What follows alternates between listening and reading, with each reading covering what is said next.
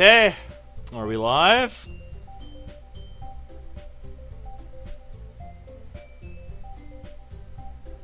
We are live. Excellent. Alright. So, if you're here as a person of the future after skipping episode 1 like I told you to, almost just clicked on the Google account link that's now in place of the your channel button. That's a new thing that YouTube is doing in late October 2023. Then congratulations! You just saved 3.5 hours of your life. If you skipped this pilot episode, if you skipped the pilot episode of this series, then congratulations! You have saved hours of your life because you missed absolutely nothing of substance last episode. Like, last episode was just Act 1 Syndrome, the mod. Because basically nothing important was established. Like, all you need to know is that the MC's a little different. The MC's a little different. There was some some vague biker stuff mentioned during the Act 1 Syndrome, and Sayuri had a change of heart because we were extra nice to Sayuri and told her we super duper care about her. So she didn't commit neck rope. That's basically all you missed in Act 1. No exaggeration. That is all you missed if you skipped last episode. Everything I just described to you, that is everything of importance that you missed. Nothing else matters. Because it is all just Act 1 stuff, slightly remixed.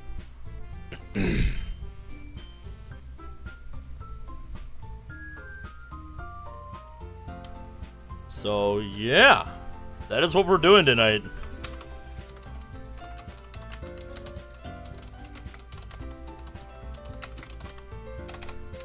By the way, Imprudent, huge shout out to you for letting me use one of the AI art pieces you genned up during last week's motorcycle stream. Because it was too perfect not to use, so huge thanks for letting me do that. No audio because you have stream muted for a bit? Okie.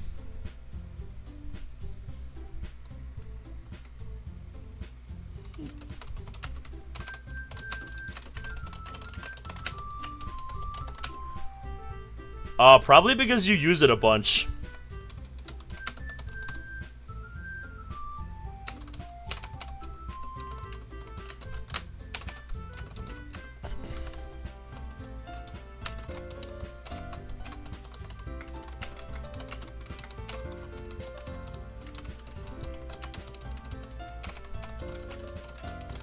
But yeah, I'm very curious to see what this mod does tonight, now that we're at the day of the festival.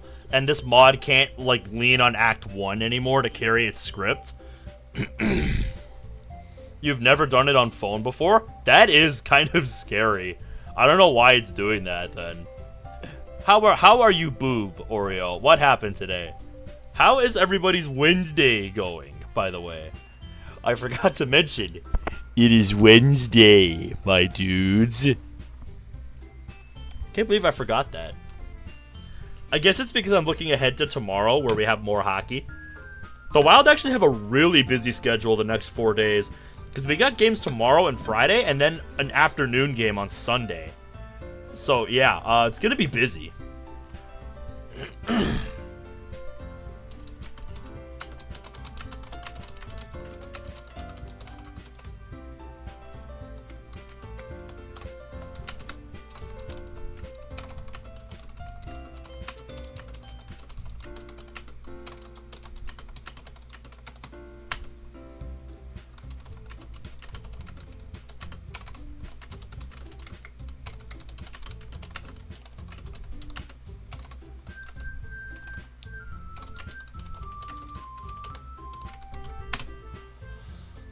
You had a business management SAC. Don't pay attention in that class. And your average is 75% for second semester. Not bad. Not bad.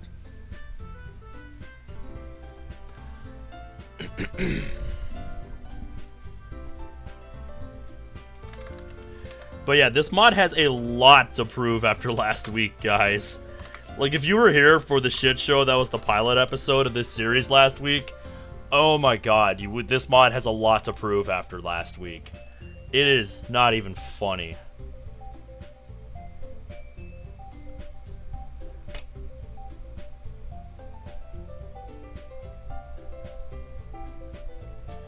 Yeah, exactly 75%. Both of the previous SACs were 75%. I see, I see.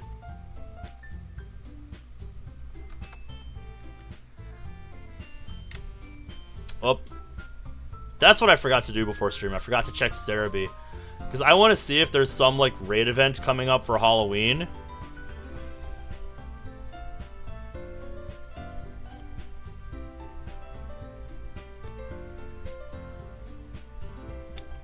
Oh, okay. October 27th, there is a raid event, but it's not like a, like, mightiest raid event. It's just a, Miss Magius raid event in 5-star raids. So that'll be fun to grind for Halloween for a bit. Doki Doki Sons of Anarchy Club. How's it going, Zach? Oh, since you're here, Zach, Friday, we're gonna have to start later than usual because this Friday I have to work until 11 p.m. because the night manager's gonna be out late with some buddies of his watching the first game of the World Series, so he's not gonna be in until 11. Normally he'd be in by 7, so you know I don't have to stay late. But because he is doing that for the first game of the World Series, he needs, you know, me to stay late to, you know, make sure there's somebody there to bloody, you know, run the night crew for an hour. So yeah, hope that's not a problem.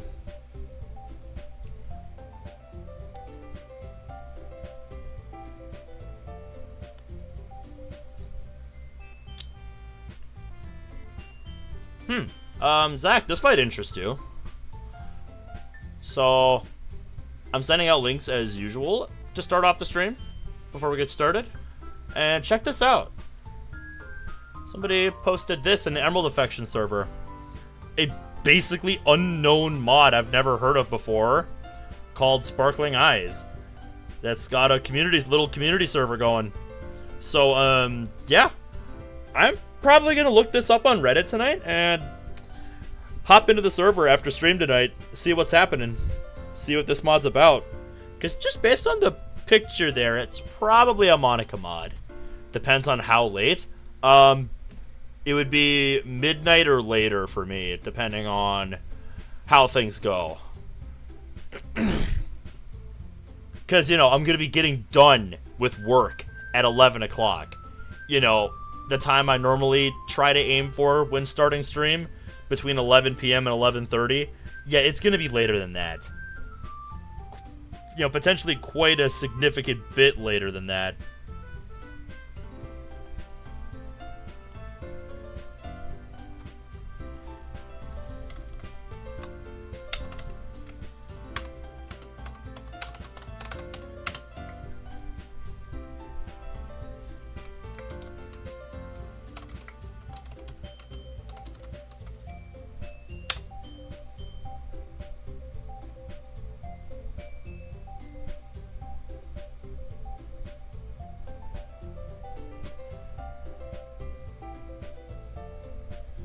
Yeah, how is everybody this fine Wednesday? This fine Wednesday night. Don't know if we can do it if it's late for me. What time is it for you currently? 11:52. So depending on how fast I can get everything set up, you know, this would be like an early start time for tomorrow night's stream. Or not tomorrow night, but Friday.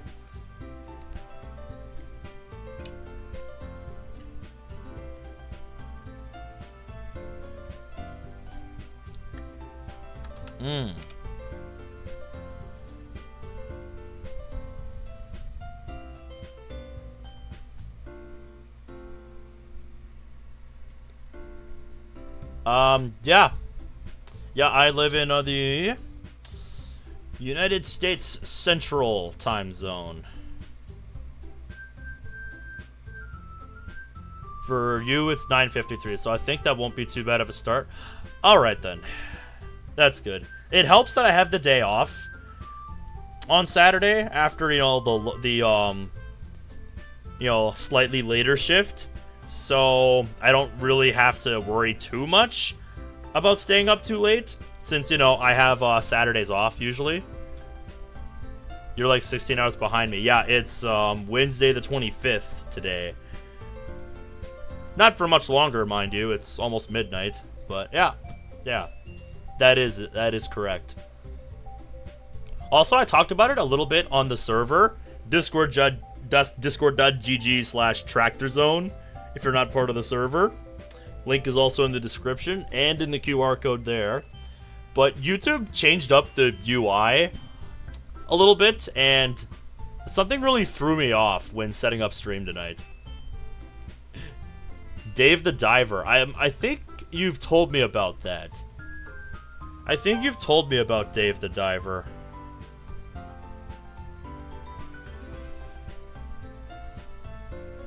Sounds like fun.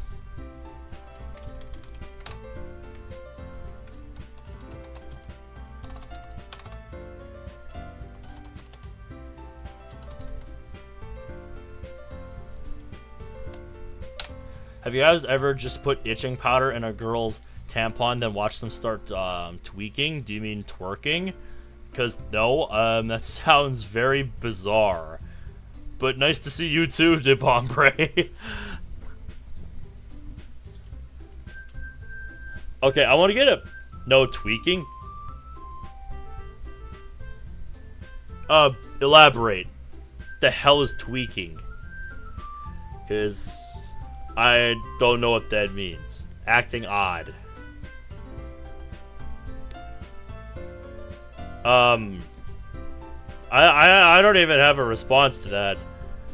But, yeah. I want to get a straw poll going in chat real quick as we're about to get started here.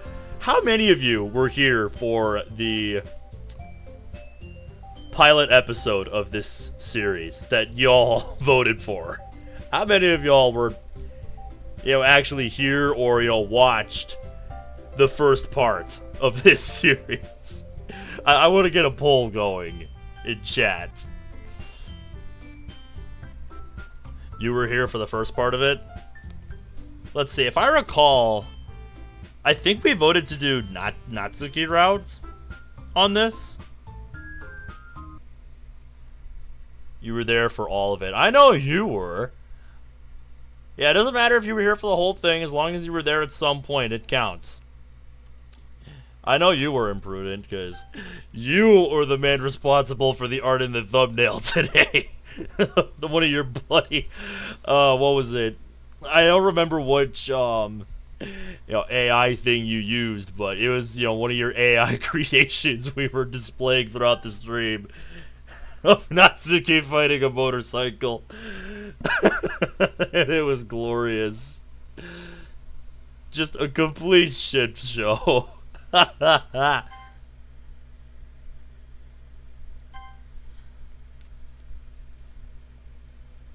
That's right. Now we're getting things ready here. I'm the reason we're playing this right now. Yes. He's not using the AI, he is the AI. Bum bum bum bum. I don't think it's that. I don't think it's that. Alright. Adjusting some things here. There, I like that better. Alright. Ah, yes. That's right. We have scroll wheel. We have scroll wheel active in this mod. So we'll start at the beginning of the festival day, because I kind of skipped ahead at the end of last stream to see, like, is this actual substance? Am I pulling a secret pain? Which the dev of Blue Seas told me I might have done with their mod, and I feel bad. Koneko, what happened to your dad? What happened between you and him? Why would he do such a thing? That sounds terrible. So I wake up the next morning, I notice a text on my phone. It's from Sayori, sent 5 minutes ago. I'm heading in now. See you there. Good. She's acting on my request. They left. Oh, they left at 4. At age 4? Because if so, that's pretty sad. That's sad. If you're not pulling my leg here and you're, being 100% real, then that's sad. Well, I'm sorry to hear that. Should probably get ready and get going as well. I get dressed, making sure I look as smart as possible. Yeah, because you want to look smart for the Literature Club poetry performance. That's totally what you want to do. As soon as I finish breakfast, I check on how the things I did with Natsuki. Yep, I was right. We are doing Natsuki route. I believe I had y'all vote for that as well. Ooh, that's no good. He's disabled. Sorry to hear that. Did not know that about you, Imprudent.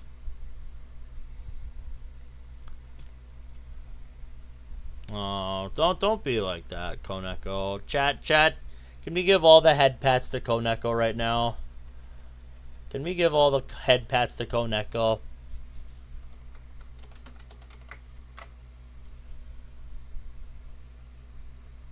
It's alright. It's alright.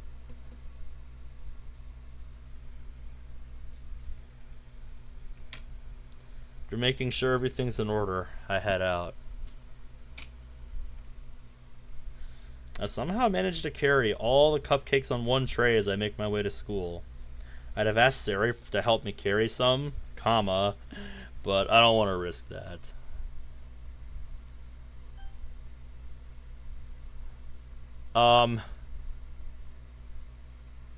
Nobody ever explains anything to you because you're always called too innocent.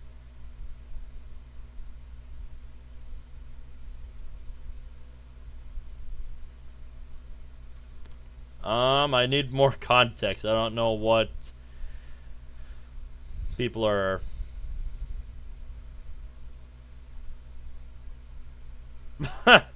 What's that supposed to mean, Imprudent? You just derailed my train of thought. Damn it. Partly out of her recent mindset, but partly out of not wanting Natsuki to punch me due to AWOL cupcakes. Probably a good idea. It's not long before I see the school buildings in the distance, and I quicken my pace to get there. Oh, right, I have skip unseen text on. Let's turn that off so I don't accidentally do it. Probably due to the excitement. Well, that's not very fair. You're really gonna bring up Ferris in the middle of all this, Imprudent? You're really gonna bring up Ferris in the middle of all this? Come on. I don't like Ferris just because she's a cat girl maid in a Nyan Nyan cafe, okay? Come on, there's a lot more to her than that. For Christ's sake. I shoot Natsuki a text after getting to school. She says she's in the club room waiting for me, so I pick up the pace as not to keep her waiting. She didn't tell me to hurry, but I'd rather not take any chances, to be honest. I think you could do with a comma after chances. On the way, I pass by the notice board and see posters for various clubs. The one for ours is looking definitely eye-catching and of good quality. He loves the plot. I do! The plot is fucking crazy in Steins Gate. And I like Ferris because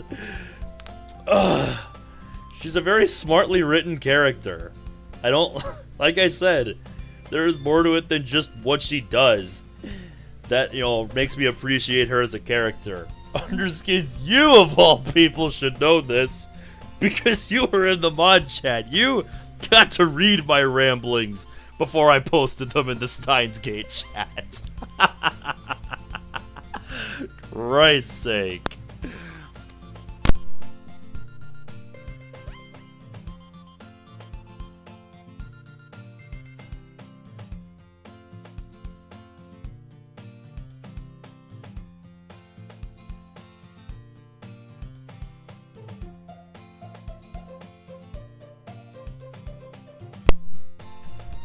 I'll like Chapter 7.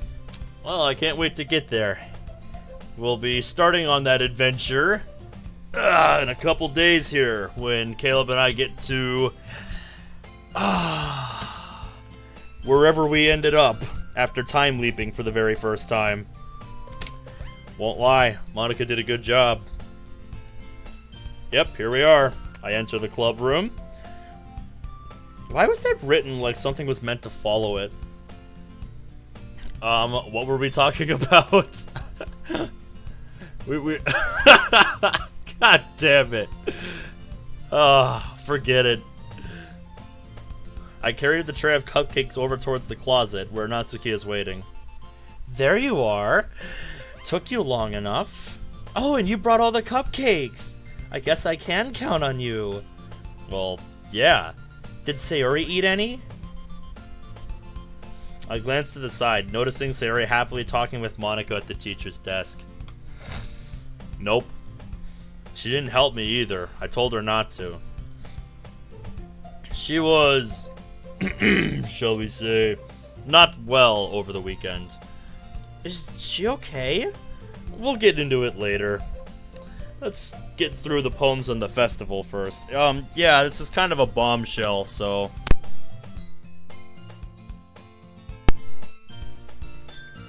Not really. Something we want to get into now, I guess. Okay. I set the tray down on a desk near Natsuki, who goes about looking over each one. After her final quality inspection... Hey, man who does it has got to have the final inspection. She takes the tray and puts it in the closet. They'll be safe in here until we get guests. Fair enough.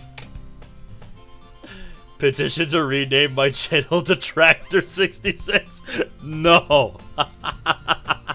No. Oh, by the way, Monica wanted to talk to you. Oh, really? Okay. I make my way over to the front of the room where Monica is waiting. Hi, Ben. Know what poem you're reciting? Yep. Excellent. Okay, so what's the... Okay, everyone. Shit. It seems like everything's more or less ready. I'm gonna run things down for you. That would answer the question I was about to ask. The festival starts at 9 and the poetry performance will be at 9:15. That'll be plenty of time for everyone to come in, look around, and ask questions. Are you sure about that? Anyone who's interested will then stick around for the poems. Afterwards, we can Suddenly, Monica's interrupted by the classroom door being kicked open. Well... This is a sudden interruption. I'm gonna describe that... entrance as abrupt. All of us are caught off guard, and we all turn in to look at the door. Yeah, who's here? A boy struts in, wearing a smart-ass frown on his face, followed by two other students I don't recognize. What are you doing here? So clearly we're not him. Who the fuck is this? Well, look who it is. I take a step towards him. Who are you? I'm gonna take a wild guess right now and say... This is one of the boys from this gang we kept hearing about, but never really told anything about during the pilot episode.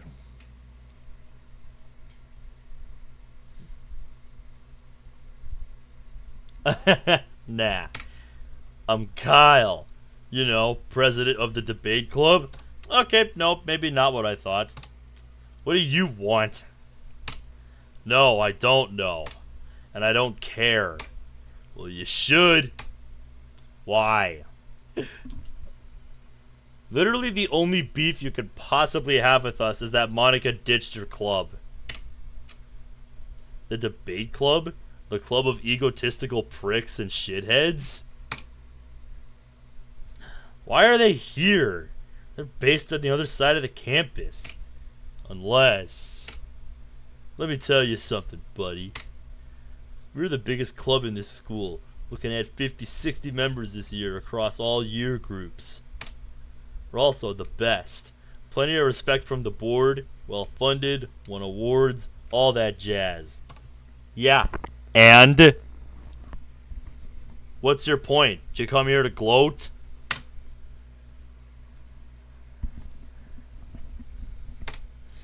Which is more than can be said for this shithole.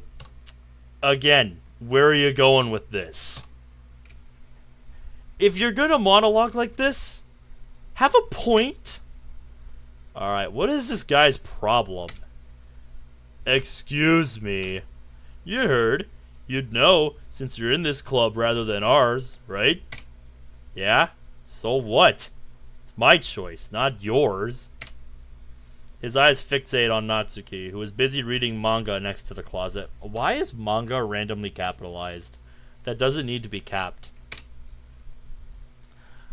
I have a bad feeling about this. Still looking at all those cartoon porn books there, kid? Grow up and pick up a real book for a change. It'll cure your case of being a bitch. Okay, that's pretty weak, bro. Bro, that's pretty weak. You can do better. Also, I just noticed this. What's with the coloring of his teeth? Does anybody else notice that? What? What did she do to you, man? Pick on someone your own size, you dipshit. This isn't making you look any smarter, you idiot. You're just making yourself look like an ass.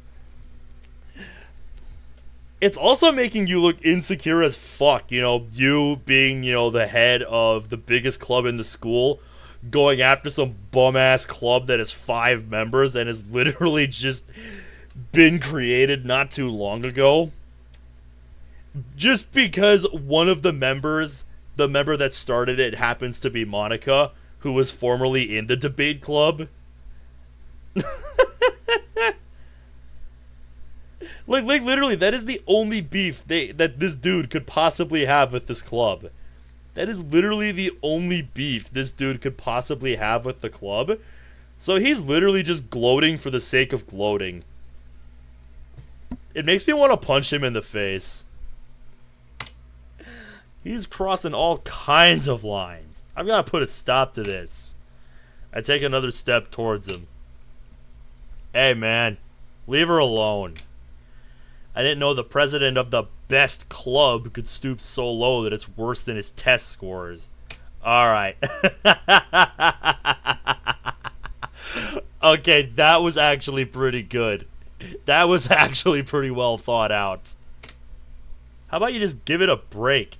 You're only making yourself look bad. Yeah, thank you, my in-game self. I just went on a tangent talking about that. Oh, really? Just like that? Oh, he should. Step off, pal. We do what we want. You're the head of the biggest club in the school. You're not the fucking mafia. Get out of here with that shit. Street fight, let's go. I would street fight this punk. You're just as pathetic as the rest of the losers here. Why don't you go back to that shack in the woods you call home? Wow. I never thought a member of the debate club would be so presumptuous. Oh, okay. I see how it is. I crack my knuckles as I approach him further. So, you want to do things the hard way, do ya? Don't even think about it. No one fucks with the debate club. Well, I just did. Especially not some try-hard douchebag like you. Excuse me? Who's the try-hard here?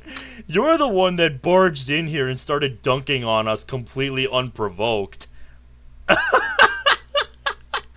Really? Is that really where you're gonna go with this, Kyle? Yeah, this dude's name's Kyle. This dude's name is Kyle. I quickly grab the cuff of my blazer sleeve and roll it up to my elbow. I raise my arm so he can see my exposed tattoo. Wanna try me, punk? The hell is that? Your virgin badge of honor? Kyle, stop! One of the other boys calls out to Kyle in a hushed voice. This guy's in the Gasolina Reapers. The what?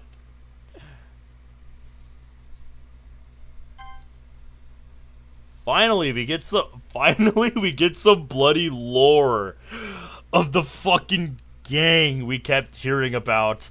All of the bloody Act 1 syndrome part of the mod. We never actually got a name drop until just now. Was this the mod where the main character was trying to find out what pet store Monica, whoever got the poodle known as Natsuki, from? I don't remember. I don't think it was this mod, Cerberus. The biker gang, you know, the ones that he then whispers something in Kyle's ear. While I can't hear what he's saying, comma, must be right on the nose as Kyle's ears widen in alarm. His eyes, sorry, excuse me. Why did I say ears? Ugh, excuse me. This would be a more poignant moment if we had any sort of history of this biker gang. Like, if during the massive chunk of Act 1 syndrome that you basically can skip and miss nothing,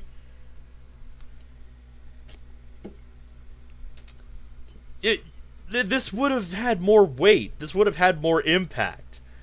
But as it stands right now, like, we don't know anything about this gang. Like, we literally were just told the name mere seconds ago.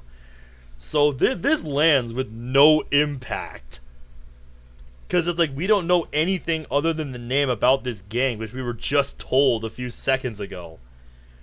So like I said, if, during, that massive chunk of Act 1 syndrome that we just kind of played through last time and, gained basically nothing of substance from, what if instead, of just following Act 1 verbatim during that time, you went into the history, had him, talk with some of the girls, sit down with them,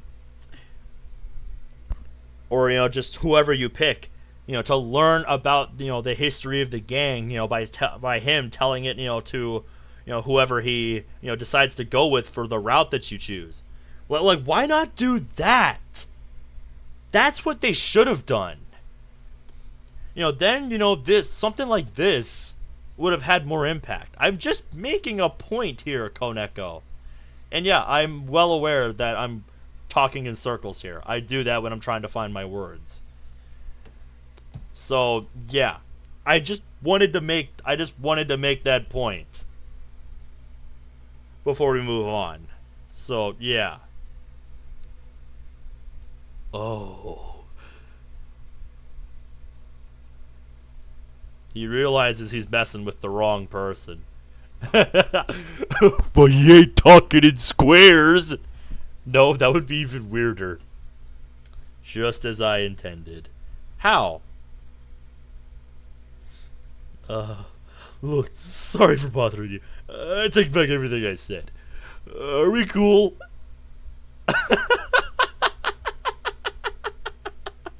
Boy, he changed his tune real fucking fast. As he's tripping over his excuses, I march up to him, grab him by the front of his collar, and hold him up. He's cowering. I almost feel bad for him. This is one of the fastest 180s I've seen in a mod, dude. Almost. We can pretend that this never happened. But if you breathe a single word of this, or fuck with this club or its members again, I'm coming for ya. Do I make myself clear, shithead? Yeah, every word, man. Nothing. I said nothing. Got it. Goddamn right. I let him go. Fuck off. Unlike you, we have actual work to do. After that, he picks up what's left of his dignity and makes a quick exit. His lackeys soon follow suit. It would have been more interesting if whoever he was with actually tried to do something about us doing that to him, but I digress. We could be here all night if I wanted to pick apart every line. He absolutely is. As he leaves, I roll my sleeves back down before any of the girls see it. How would they not... here's a question.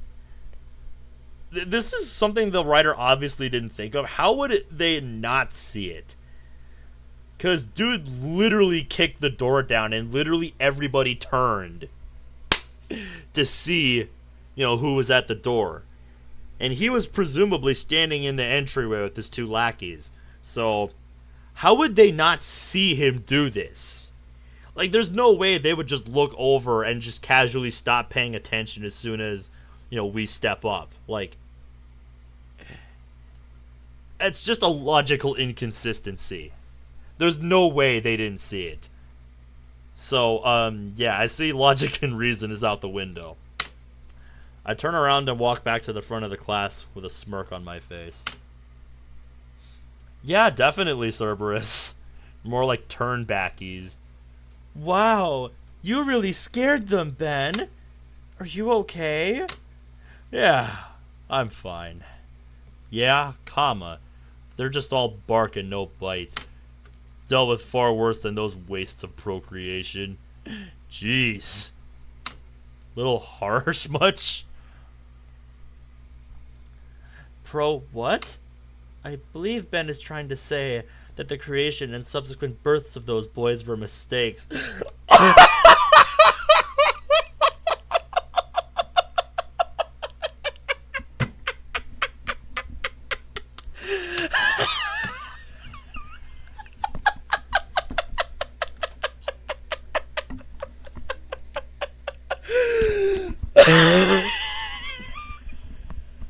I can't, dude. I love how casually she says that.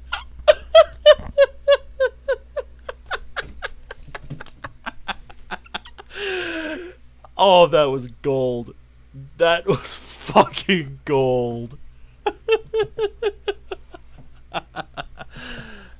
A befitting metaphor, given the leader's attitude towards a club that has no interest in superiority or conflict. Precisely. What Yuri said. Oh. Nice way to put it, if you ask me. What a bunch of jerks. As long as you guys are all okay. Uh-huh. Yeah. Of course. It's over when a guy casually gets called a mistake. Oh, yeah. Monica seems disappointed to see her former club behaving like this. Monica? I was scared that this would happen. I owe you all an explanation, but we'll get through the festival first. What is there to explain? Some kind of history you have with the debate club and why you left? Because that would actually be kind of interesting. Usually we just get the usual explanation that she couldn't stand all the politics around the major clubs. But is that really all there is? So that would actually be kind of interesting to hear.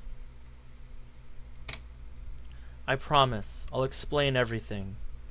She looks guilty. Whatever all that was about, it seems like it was enough to make her feel bad. Well, you shouldn't. You're not part of that club anymore. Guess we'll all find out later what's going on. With that interruption out of the way, the club goes back to normal. The club goes back to normal, preparing the rest of the festival. We just about finished before 9 a.m. hits, and as the clock hits the hour, there's crowd chatter in the hall. Sari moves to the door, some pamphlets in hand and others on a nearby desk. Now, there's only 2 ways that this festival can go.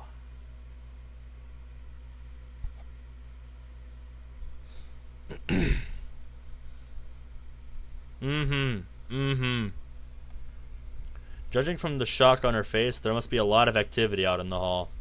Who? Ah, Sayori. Yuri has joined Monica and I at the front of the classroom upon finishing the decorations. Yeah, we're at the beginning of the festival day. Natsuki goes into the closet to take out the cupcakes. She sets them down on a desk and joins us at the front. As guests start coming inside, taking a pamphlet and a cupcake in the process, I go to my bag. I take out a piece of paper, my poem that I wrote after I left Sayori's house with the noose. You still have to burn that, by the way. It's... how do you say... well, I don't know how everyone's gonna take it. I lose track of time as I read it over and over in my head.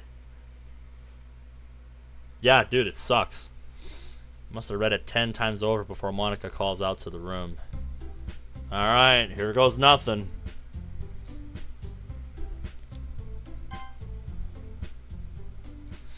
Okay, everyone. I look up to see Monica's already at the podium addressing the room. Oh, cool. I didn't realize those were on the same day. Well, awesome, dude. If you all could find a seat. The guests move around to take their seats.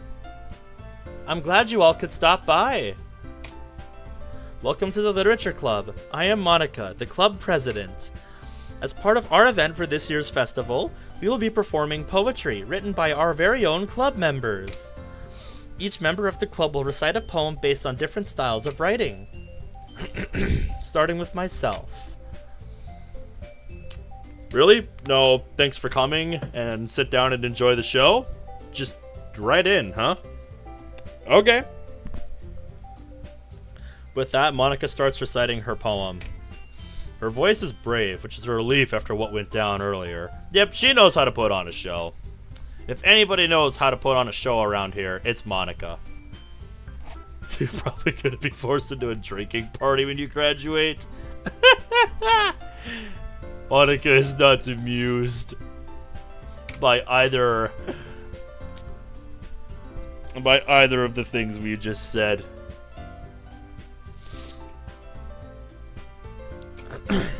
Her word choice does give off a lot of strength, which reflects her position as president. Maybe. I don't know. Can barely think beyond that as the crowd applauds Monica as she finishes. Thank you for listening. Now I'll pass you over to one of our club members. Yuri, over to you. Oh boy, here we go.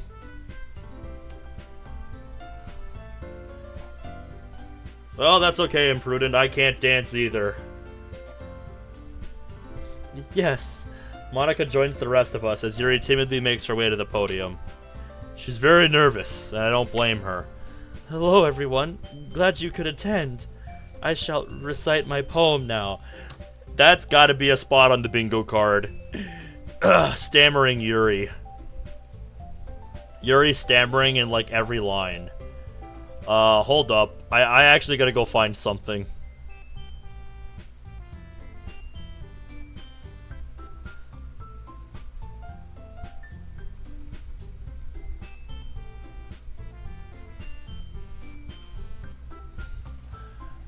Yep, there we go. There we go. I had a bingo card going from last week's stream.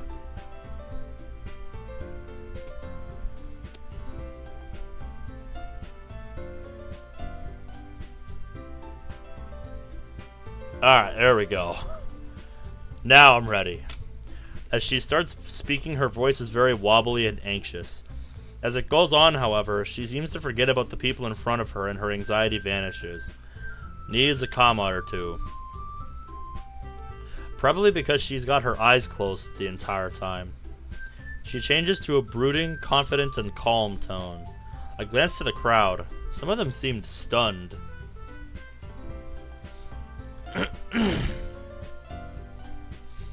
Oof, I feel bad, Cerberus. Hell, we all are. She's doing great. As she finishes, there's a silence in the room, almost as if we forgot what even happened. The crowd catch up, though, and give her the applause she deserves. As she steps down from the podium, she looks at us. Everyone's smiling, including me. I even give her a thumbs up. Well done, Yuri. Thank you for that. Yeah, a pretty impressive one at that. Up next, we have our club's vice president, Sayori.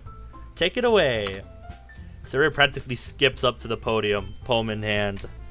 Hi, everyone. Glad you could come see the club. Anyways, here's my poem. As I would expect, Sayori's performance is quite childish at first. But she then takes on a more serious and gloomy tone. Something tells me her depression was a contribution to her word choice.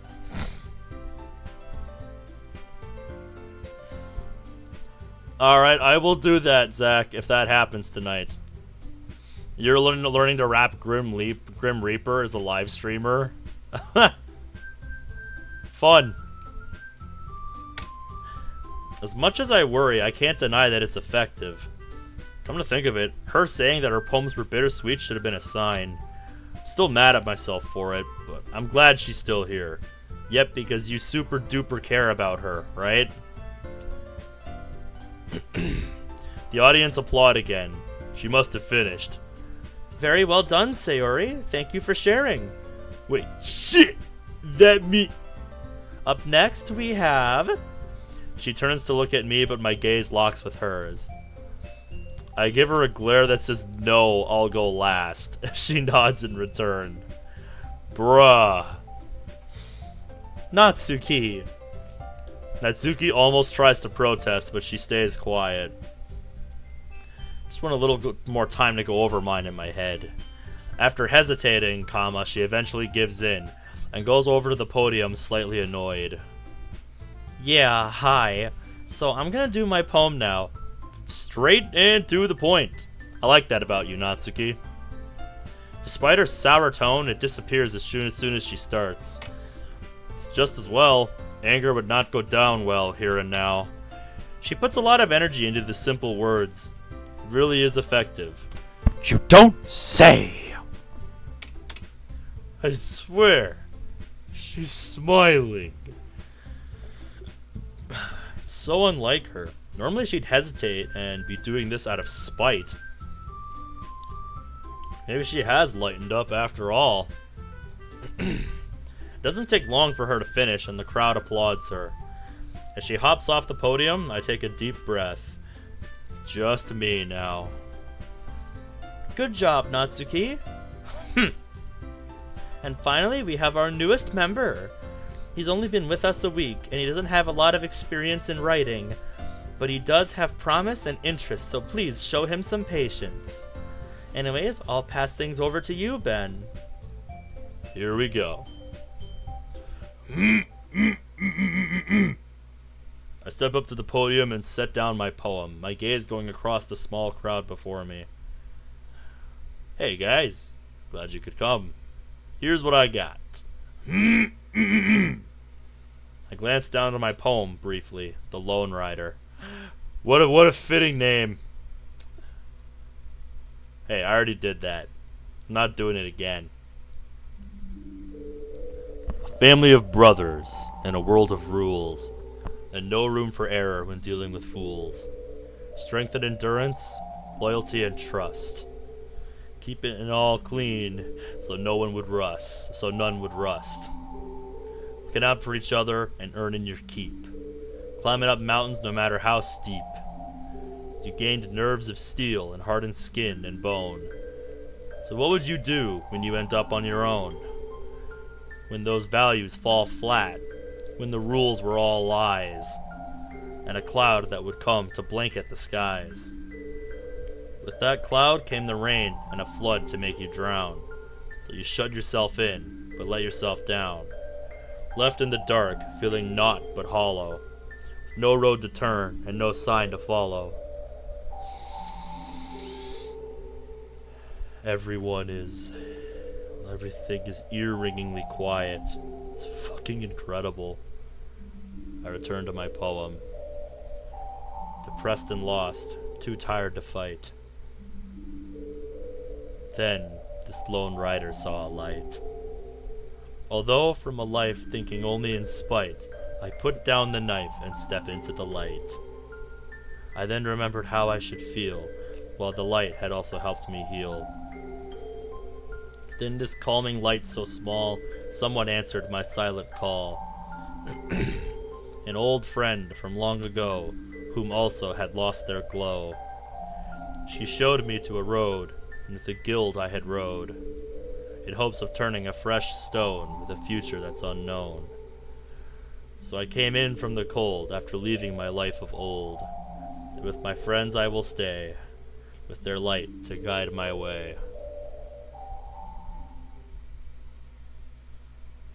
I know, right? Gee, really makes you wonder, doesn't it?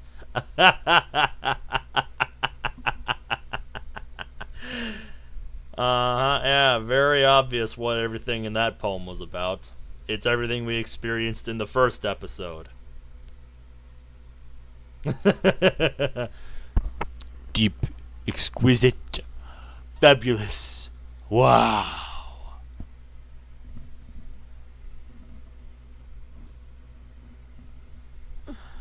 I'm 14 and this is deep. This whole mod has that vibe. That's why I'm curious to see what Chapter 2 looks like. I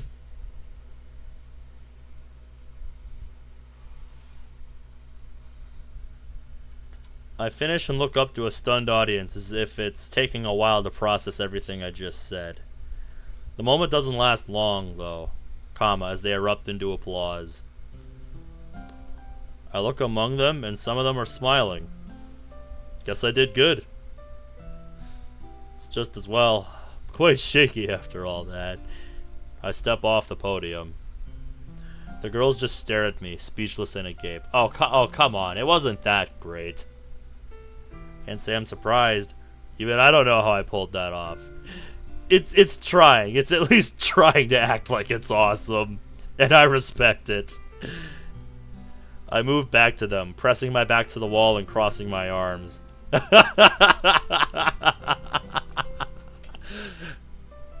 I meant what I said when I said I'm 14 and this is deep applies to this whole pod.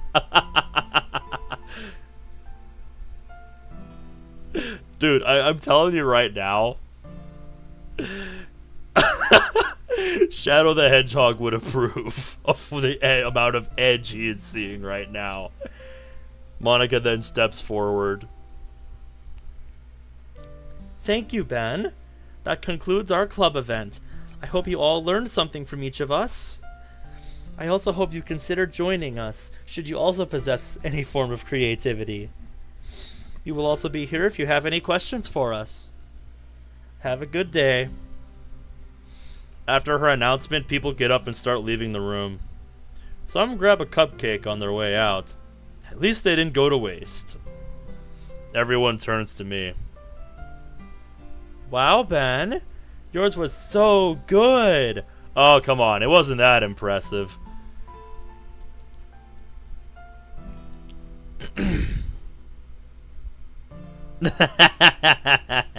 Just a little bit, yeah. Just a little bit. Yeah, you definitely stole the show there. Not that it's a bad thing. Even I gotta admit, that was really good.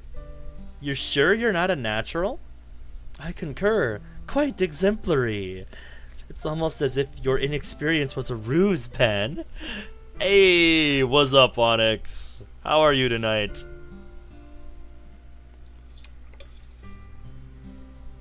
I feel like I haven't talked to you in a bit. Far from it. You guys did well too, you know. Just learned from the best. All of them practically beam at me. You can feel my face burning up. Probably a good thing. That's an interesting thought to have. Just busy? That makes sense. So, now what? Well, with our event out of the way, there's not much else to do. Except cleaning up and putting the room back together. So an actually kind of successful festival.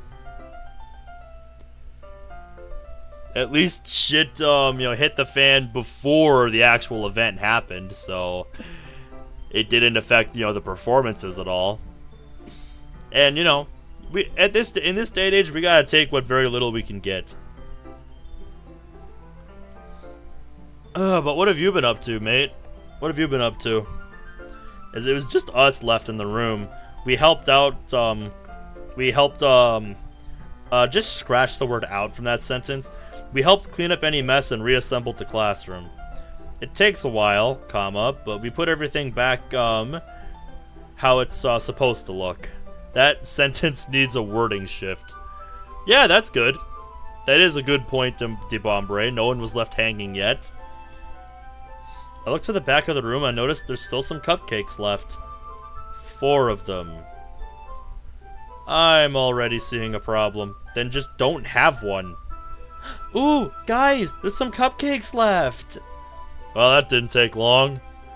I feel a breeze go by as Sayori rushes past me towards the cupcakes. Sayori would rush over like Sonic to the cupcakes. Gonna need to go back at some point. What do you mean, friend? What do you mean? I'm not sure I understand what you mean by that. Wait. There's only 4 left. Someone's gonna miss out. You guys go ahead. I don't mind. Are you sure, Ben? We could share one. You share? That's a new one. Hey! I'm kidding. I walk up to her and go down to her ear. With what happened yesterday, you deserve it more. Oh, okay. Thank you, Ben. And what are you two whispering about? Wah! Natsuki, don't be a sneaky meanie! Okay, that's actually pretty clever. That sounds like something Sayori would say. Why not? You trying to have all the cupcakes to yourselves? Because you have no clue what's going on? No! Don't go back and watch episode 1. That is not me trying to be hyperbolic. You missed literally nothing by not watching the first episode. Trust me. Just watch the start of this episode and I'll catch you up on everything you missed. You really did not miss anything of substance by not watching part 1. Don't do it unless you want to waste 3.5 hours of your life. Like, legit. Unless you want to waste 3.5 hours of your life, don't bother.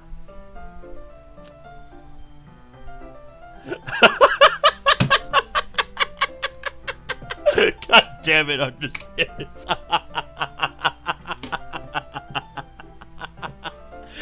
Just tell us what you're talking about. Or is it another just friends thing? Not wanting to waste time and tired of the pestering, I shoot Natsuki a glare. That's enough out of you. Oh, calm down, dummy. I'm just curious. We were just talking about going around the festival. Half true. I was about to talk to Sayori about it before Natsuki snuck in. Figured we could get a head start and we can catch up with you girls later. I turn back to Sayori and nod. He's lying. Don't believe him. Don't do it. She nods back in return before I turn back to Natsuki. Sound like a plan? I mean, I guess. Dude, you better not ditch on us, though. Why would we do that? Hey, you can read the description for yourselves. I wouldn't make shit up like that. Yeah, Natsuki, why would we do that? We won't go far anyway, and I'm sure you'll find us in a crowd.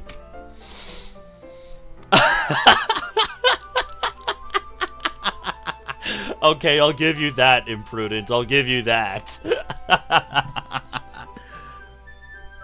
I noticed Sayori taking a cupcake from the tray.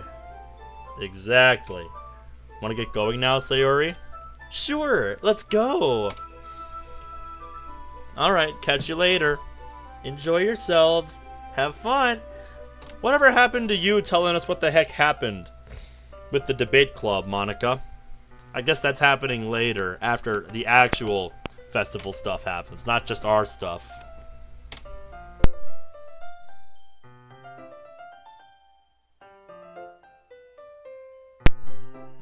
If we can't find each other, just meet back here. I still want to explain things. Okay, so that is happening later. Good, you didn't just forget. Got it. No worries. Sarah and I then make our way to the classroom door. It's less crowded than it was earlier. Guess people have found the hot spots. That or the food or the Wi-Fi. As Sarah and I walk down the hall, I notice she hasn't taken a bite of the cupcake. Are you gonna eat that? What? Yeah? But what? She pulls on the cupcake to split it in half. She then hands one half to me. I did say you deserve it more. I know, but you're one of the club now. I'd be a meanie if I left you out. But he said he didn't want it. Whatever, Sayori. Fair enough, I guess. As I take the half that she offers me, she takes a bite out of hers. So good. You never change. I take a bite out of my half. Still as good as the first. This club really has turned me around. I owe these guys a lot. I'll get around to telling them at some point. I just think it's too early. What, about your old gang's history? Because we've learned literally nothing about it other than the name this episode. So, yeah, no, I kind of would like to know more about that, Mod. Plus, Monica wanted to explain what happened with Kyle earlier, so there's that. We'd just run out of time if we told every story. How? I won't dwell on it. I'll find the time soon. You better. That's what I'm here for. I'm here to see how this mod earns its damn name. Sarah and I continue walking, and we eventually make it to the courtyard. The first few things I notice are all the tents and people in the area. Fuck me, it's busy around here. Well, at least we can still move around and see everything there is to see. Sarah and I walk around the courtyard, looking at each stall and tent. Plenty of food to drink, and a few games, too. I have an arm ready to grab Sarah in case she gets hypnotized by the food.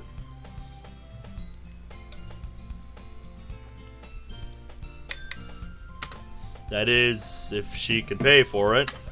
Oh, what the hell, I'd pay for both of us anyway. I knew you would. I said I would spend the day with her, so god damn it, I'm going to. She doesn't seem to be in a haste to grab any food at the moment, though. I don't know, bruv. Those eyes suggest otherwise. That look on her face suggests otherwise. That is the look of a señor who has spotted something. Something has caught her eye and she is not going to let it out of her sight. That is what that face says. I guess she does have some restraint. Overwhelmed? A little. We'll grab some food in a bit. So what should we do? Find some place to sit? Been standing up for a while. Need to rest my feet. Same. There's some benches over here. Come on. We make our way through the crowd to a quieter area of the courtyard. Luckily enough, there's an empty bench. Lucky still that the weather's pleasant. Was that not in the forecast? Because I'm kind of going to date the episode here, but when I checked the forecast before I went into work today, and today was October 25th, 2023, I shit you not, 3 days from now, earlier today, the forecast was saying there was a slight chance of snow on Saturday. Would not be the first time that's happened in this state. Far from it. We've had a bloody blizzard on Halloween before, but it would be unusual. but it's not there in the forecast anymore. So I guess they figured that out. Today was the birthday of Windows XP? I did not know that. I did not know that this was the day Windows XP was released. Windows XP kind of holds a special place in my heart because, you know, it was our family's operating system on our family computer for quite a while. Nowadays, of course, I have my own computer, but, you know, back before I had my own computer, yeah, that's what we had. We had Windows XP. God. Brings back memories, dude. Sarah and I sit down, having a moment of silence between us. There's still the chattering of students around the stands, but it's not too loud for a conversation.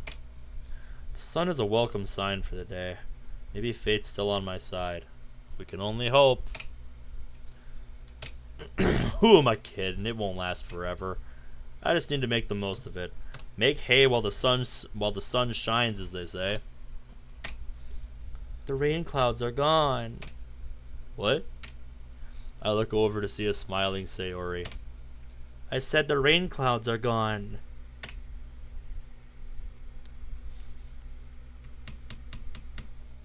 I don't understand. I always talked about my depression as rain clouds. Quite the metaphor. Some days they would block out the sun. Other days the sun breaks through or the clouds would be pushed away. Ah, right. I get it now. Kind of like the weather today, huh? Yep. Just thanks again, Ben, for pushing the rain clouds away. Yep, because depression totally works like that. You're welcome, kiddo. That's what friends are for. Okay, where's my other bingo card? Because we've got a point for friendship fixes everything.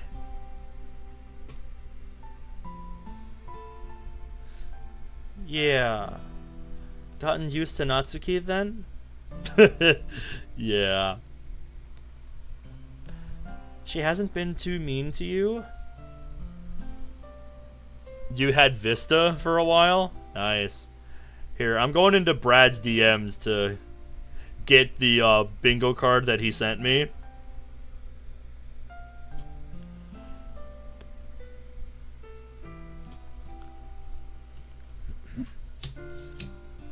Here, I'll get the blank version.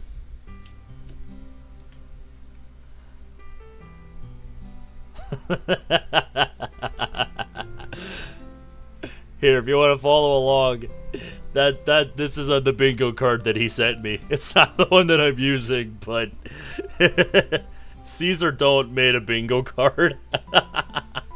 And if you want to watch through part 1 while filling out this bingo card, I will endorse you to do that.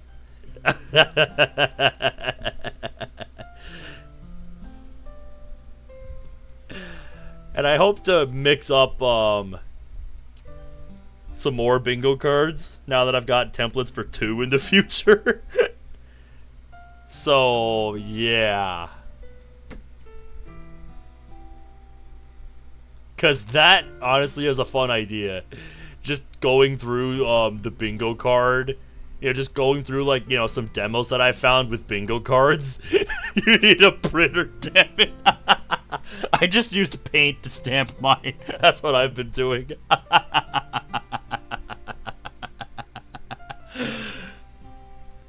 Yeah.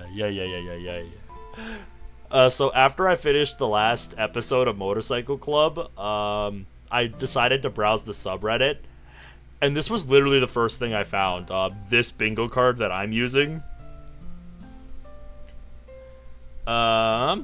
Here's the empty version if you want to use this one. This is the bingo card that I'm using.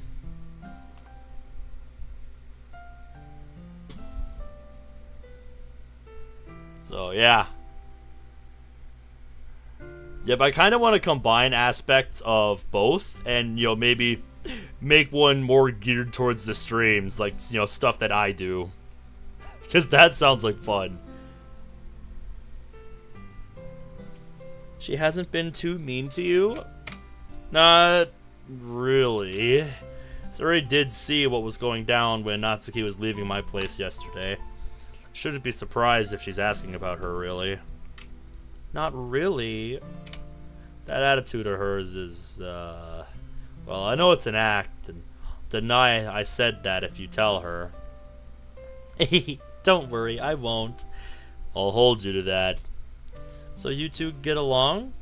I told you she's cute. She just won't admit it. Kinda like you, huh? Maybe that's why you'd make such a great couple. No comment. I will admit, I do enjoy her company, though. Ooh. You gonna tell her? Well, yeah, but dude, you just met each other like a week ago. Need time to think of what I'm gonna tell her. Yeah, maybe go out? You know, get to know each other? Yeah, that's fair. Both of us smile at each other before turning our gaze to the sky. You've missed a word. You just sit in silence, taking in the morning air. She's making me think, though. It's something I never put much thought into before. Love, that is. I just never pursued the whole idea. No girl was ever interested in me before. Uh-huh. Bet. Sure, the gang had their, well, lady friends or groupies, but that's not what I want. Yeah, see, there it is. Talking about that again. That's not true love. That's desperation, lack of faith, and degeneracy. Yeah, we know how this stuff works, okay? They think it's all about the anime harems or celebrity fangirls. It's just stupid. Everyone at work stole our joke? What do you mean? What do you mean, Onyx? Better to have one girl and give her your all rather than several girls that you have to balance. Besides... Oh... I'm surprised more people are picking that up. It's funny, though. Because it's true. Because it's true. English is hard. Besides, I'm sure I'd be happy with just Natsuki. Just need some time. Yeah, just Natsuki is actually a mod now, and it's a pretty darn good one.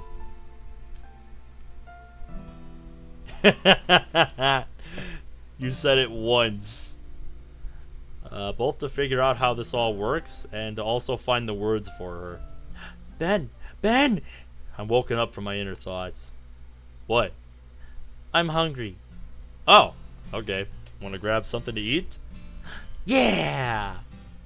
We both stand up from the bench and head over to the food stalls. There's quite a variety. Burgers, noodles, ramen, and a lot of other food from different cultures. Exotic. Very exotic, yes. Despite all the available choices, Sarah seems to be broken again. Yeah, she's overwhelmed by the amount of choices she has. What are you thinking? Well, I kinda want to try everything. While my wallet didn't like the idea, I didn't object. As if on autopilot again, I stay close to her as she practically bounces between each of the stalls. Before long, Sarah practically has a buffet all to herself. She even got provided with a tray from the ramen stall and just piled all the other food onto it as well. Surprised it doesn't give out under all the weight. Yeah, how much food did she pack up on there? Also, this mod uses the word just a lot. Cut it. This is really heavy! Like I said, how much food did you put on there? What are you carrying, like 40 pounds worth of food? Herself, however, might give. I noticed some picnic tables on the other end of the courtyard from where we came in. Hey, I found us some seats. Come over. She slowly and carefully those are actually commas that are unnecessary. She slowly and carefully follows me to a table and sets down the tray. Sarah's on that Goku diet? That's funny. Oh, that's awesome, Cerberus. I love ice cream cake. I was afraid I was gonna be stuck standing there. Wouldn't surprise me. Anyway, let's eat. She then sits down and digs in. She's beaming even with her mouth full of ramen. I sit with her and start taking bites out of my own burger. Oh, now I'm jealous. Oreo flavored ice cream cake? You sly dog. That's good. Despite having half a cupcake earlier, the burger is amazing. Yeah, dude, half a cupcake is a bloody snack, not a meal. There's something about grilled beef that just tastes so good when you're hungry. Goddamn right it does. Been a while since I had one like this. Almost missed it. Hey, you want some of this? I look up at her from my food. I scan over the feast in front of her. Nothing really takes me. Nah, I'm good. Are you sure? This is a lot. And whose fault is that? I don't mind sharing some, really. I'm not all that hungry. You go on ahead. I'd take her offer if I was lying the first time, but the food was soon eaten as fast as it was bought. Afterwards, Stray and I look around to the other stalls. Onyx, I wish I could say the same. One burger's usually enough for me.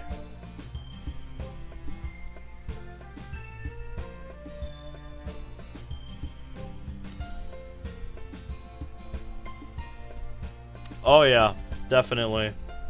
Mostly sweets, games, and souvenirs. Hell, she even won a giant gummy bear at a balloon popping game. Oh boy, this should be fun.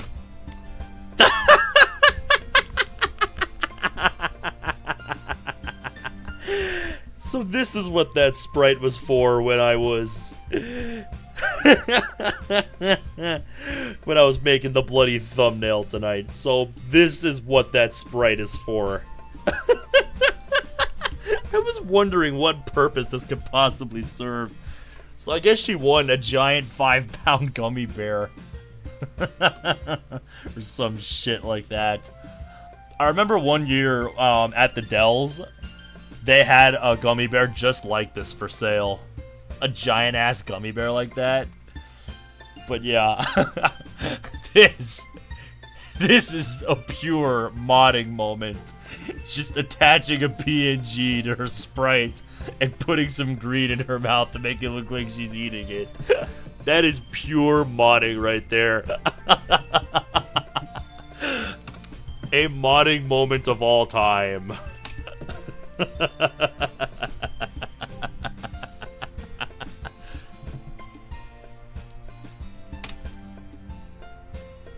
Overall, it was a good time, just like I promised her.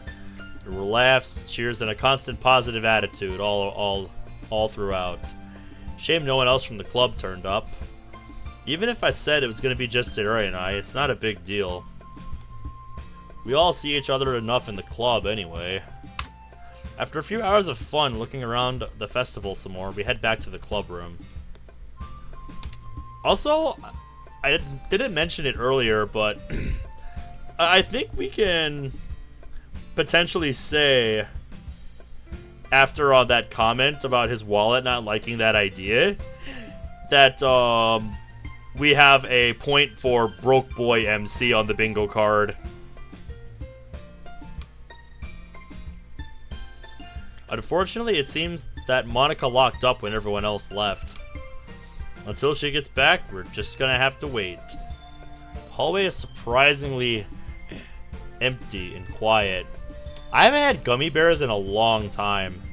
Probably because Welch's is just my addiction for anything like fruit snack or gummy related now. Like, bruh. I can't have anything but Welch's now. Everything else is just... It's not the same. Guess it's to be expected, given that the festival's probably gotten everyone's attention. With nothing else to do, Sarah and I just chat in the hallway while waiting for the other girls to come back. We reminisce some more about the old days, back when we did almost everything together. Man, what an innocent shit I was back then. I do miss those days, but being innocent and submissive only gets you so far. They only put up barriers in the long run, and you only break them if you change up your act. Welch's supremacy? I share your sentiment, Cujo. Welcome to stream, by the way. I don't think I've seen you around before, so welcome to the stream zone. How you doing tonight? At least, that's what I learned from experience in the gang. We still don't know anything about this gang other than the name, which we were told earlier. If only my Oh, hey guys! A familiar snobbish voice brings me out of my thoughts. What did we say to you earlier, Kyle? Are you really gonna try this again?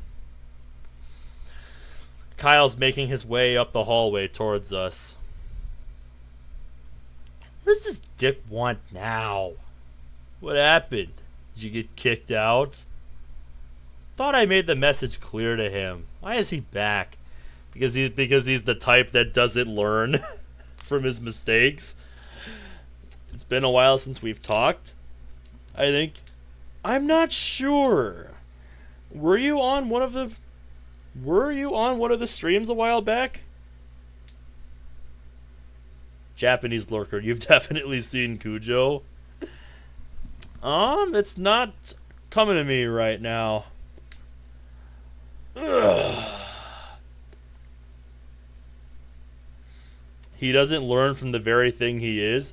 No, he does not, Cerberus. He does not.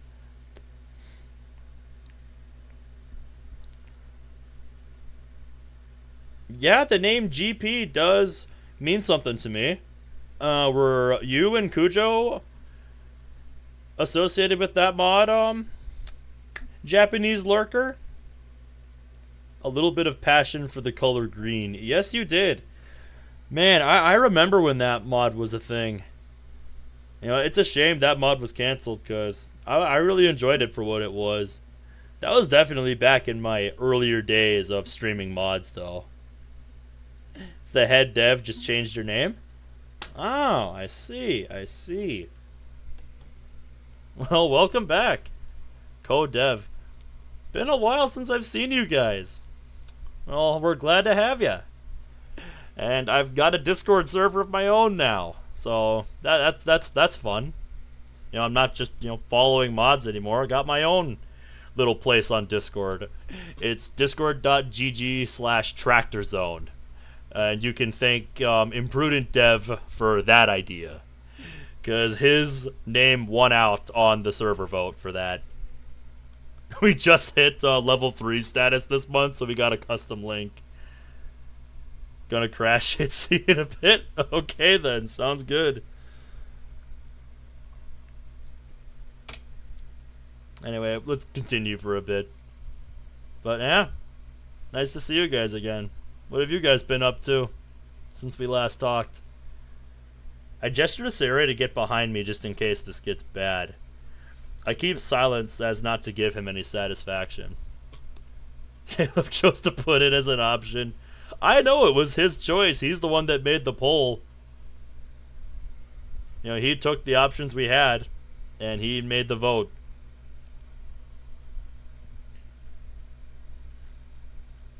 Hey, I'm talking to you. Yeah, and I'm not listening. It's considered rude, you know. So is your attitude.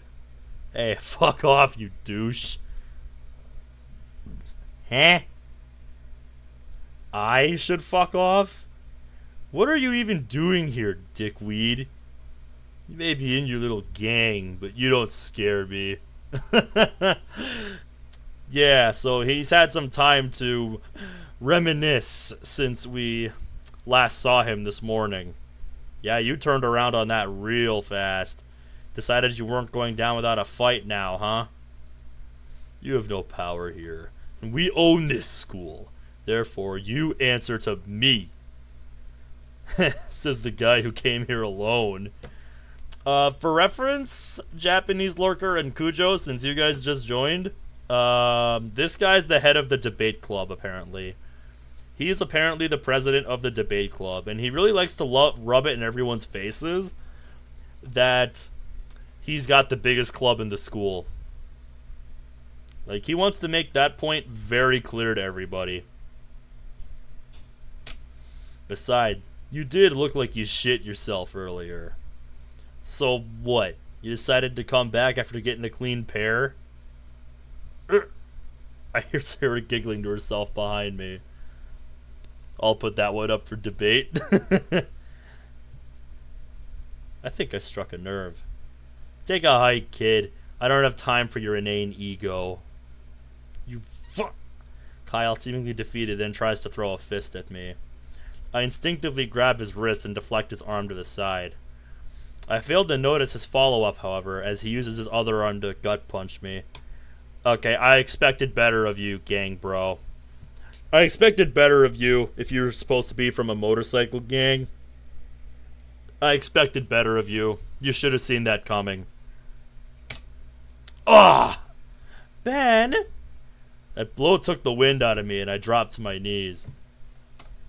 And you were supposed to be part of a gang? Fuck off. You're pathetic.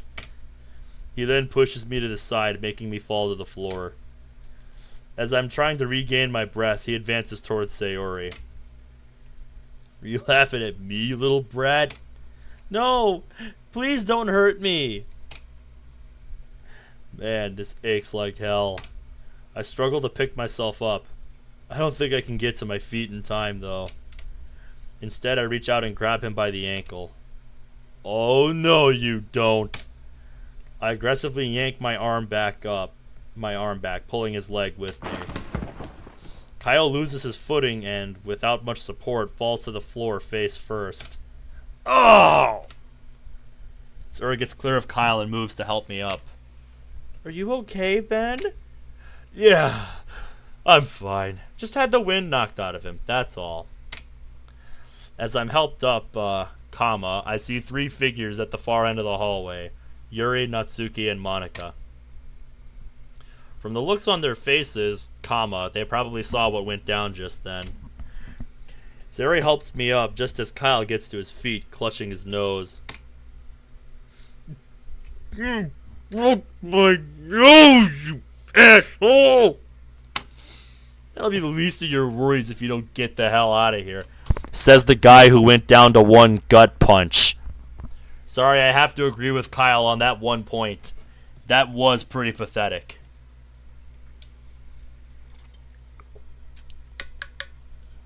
Oh no, trust me, Lurker. You guys are far from the only ones.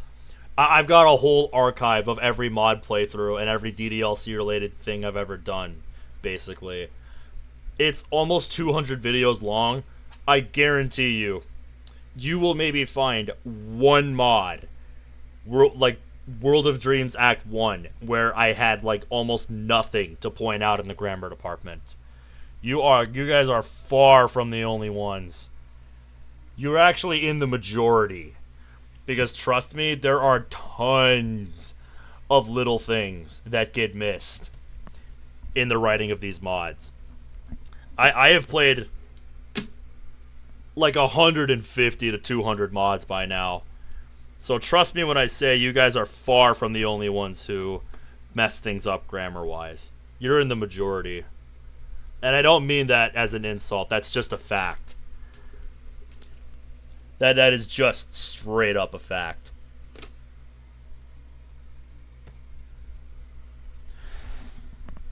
It takes a lot of time and, careful proofreading to get, a lot of this stuff right. Can we tier list them for how bad they are? I mean, put it this way.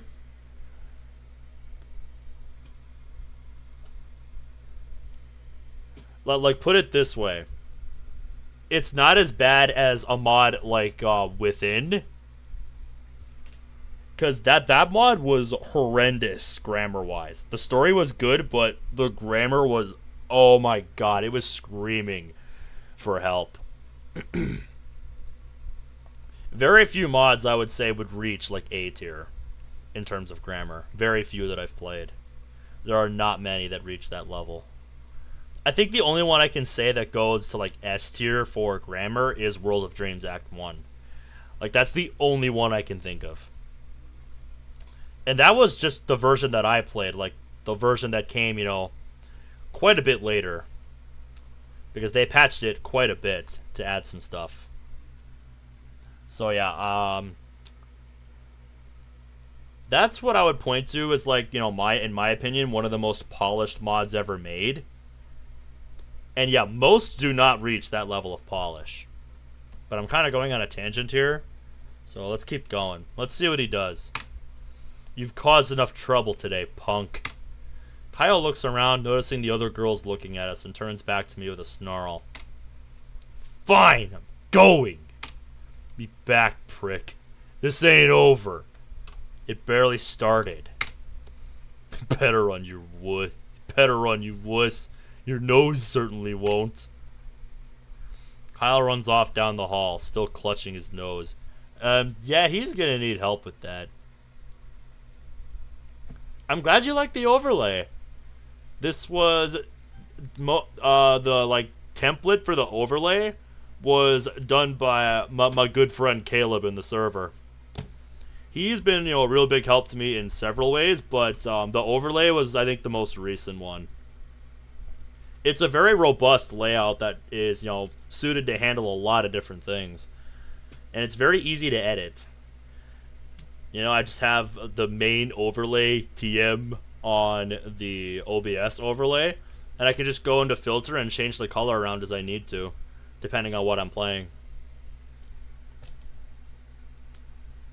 And I have like an actual chat plugin now for the chat there. It's not just, putting the YouTube chat on the screen. So yeah, I'm really happy with how the layout turned out. Let me see. It's been a little bit since I've had this new layout. I'm gonna go back to my videos section. When did I post like my first preview of the new overlay? Because it was months ago. It was right around the time, I think, of the DokuTuber Awards thing that was going on. Yeah, at least 4 months ago. Since I made the new not I made the new overlay, but the overlay that Caleb made for me.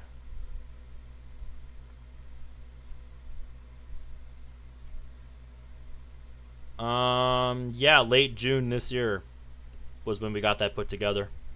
So I'm glad to hear that you like it. Jesus, what an asshole. I turn back to Sayuri and the other girls run up to meet up with us. Everyone looks worried, given that Kyle got aggressive. I don't blame them. Are you both alright? I took a little sucker punch, but I'm okay. I don't know, it looked like it knocked the wind out of you pretty hard there, buddy. I'm a little shaken. Come on, let's get inside.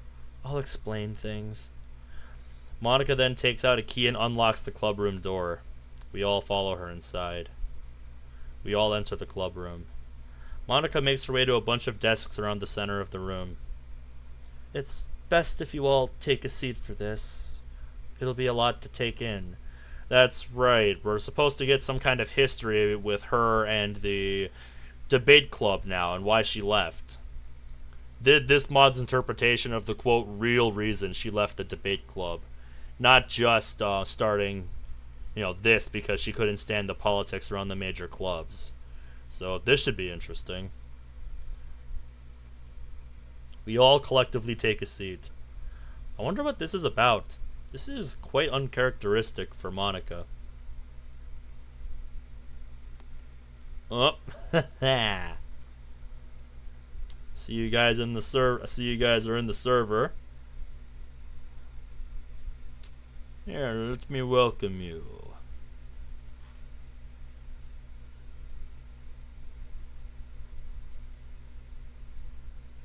Darklock, I'm presuming, is you, Japanese lurker? Yep, there you are.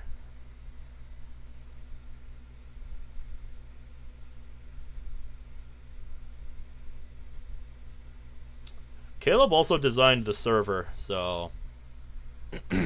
Alright, I kind of figured, since you guys kind of joined right around the same time.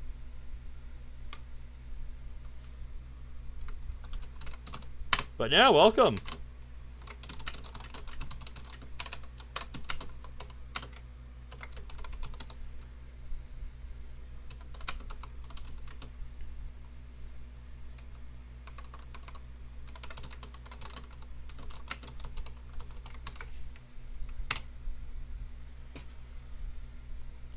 But yeah, some things to know. I always post my stream schedule in the announcements channel for every week. Usually before or after the Monday streams. So yeah, if you ever, want to find out what I'm doing, I always post in the announcements channel what the upcoming streams are for the week. Tomorrow, I'm doing the Advanced Chambers of Portal, since I just did my first playthrough of that last Thursday.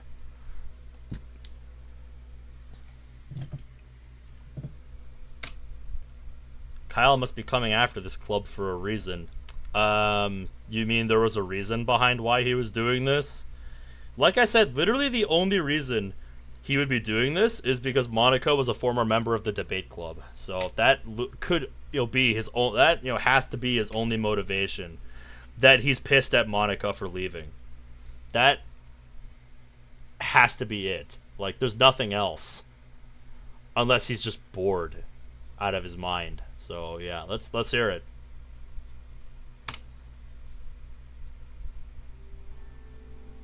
Oh, come on, game. Come on. That's what you decide to skip out on? Come on, game. You could have done better than this. Yep, I know you're not surprised, Imprudent. I'm not even mad. I'm just disappointed. That was a lot to take in, especially for the other girls. You left for 2 minutes? What the fuck happened? I'll show you what happened, because I have scroll wheel. So, we're about to get the explanation for why Kyle, the leader of the debate club, is coming after the club. Not shitting you. That's what we get.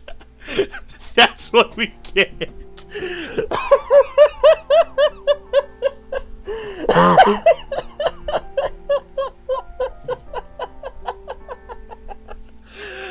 I hope y'all are happy that you voted for this.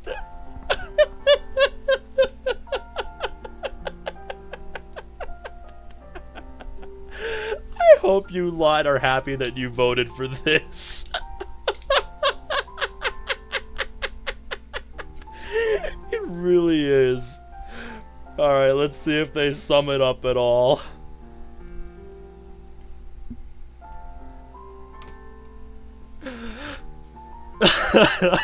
No, I am with you 100%, Imprudent.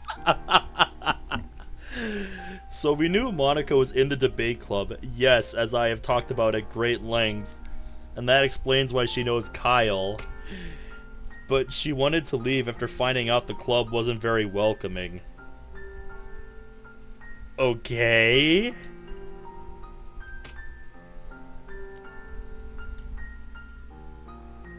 She then tried to leave and start a new club, but someone found out about it and shut her down. Like I said, they're a fucking school club. They're not the fucking mafia. They should have no fucking power over who gets to start a club and who doesn't.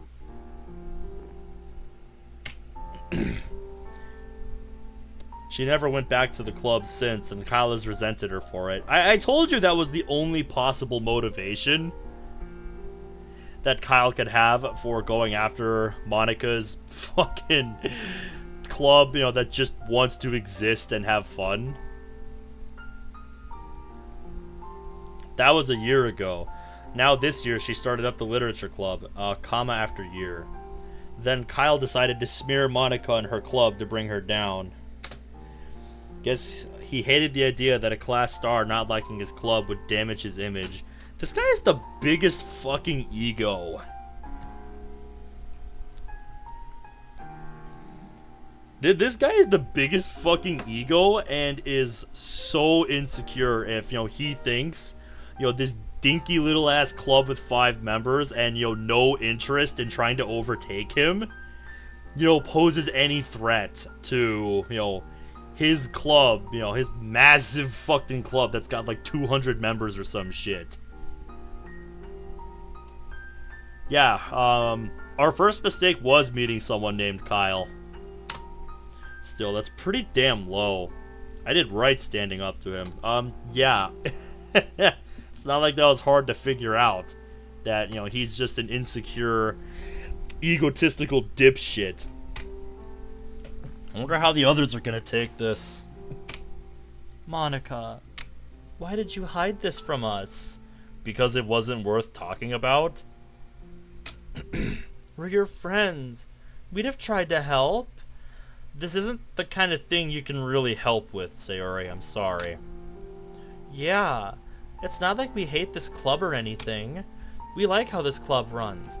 It's better than the debate club. Besides, Kyle is a jerk. You wouldn't believe him anyway. I concur. Spreading false rumors and hearsay is considered petty. He's gotta be compensating for that centimeter, Peter. 100%, Onyx. 100%. But, Yuri, false rumors and hearsay is what high school exists for. Without substantial evidence, they're nothing but baseless allegations. Uh-huh, but in this day and age, that's all you need to start controversy. I would know. It's high school, you guys. Kids these days will believe any kind of gossip. Oh, yeah. Trust me, girl, I know a thing or two about that. A little bit too well, actually. Given how she feels about it, I should at least say something. Hey, fuck what everyone else thinks. We know more than them. More than Kyle. He's just some douchebag with an overinflated ego to the point that he's wider than his mom. Wow. He really just made a you mom joke. He really just made a your mom joke. That's something I haven't really seen since bloody Muscle Man from regular show. Now I know why I was hearing air horns when I was skimming through this at the end of last episode. Now I know why I heard a bloody air horn. Yeah, you didn't imagine it.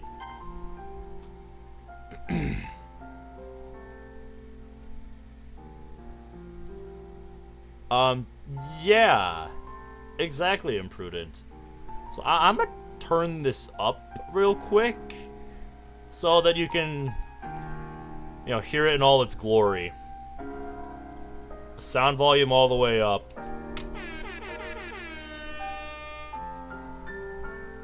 Yep, your ears did not deceive you. This mod really just pulled the bloody air horn out.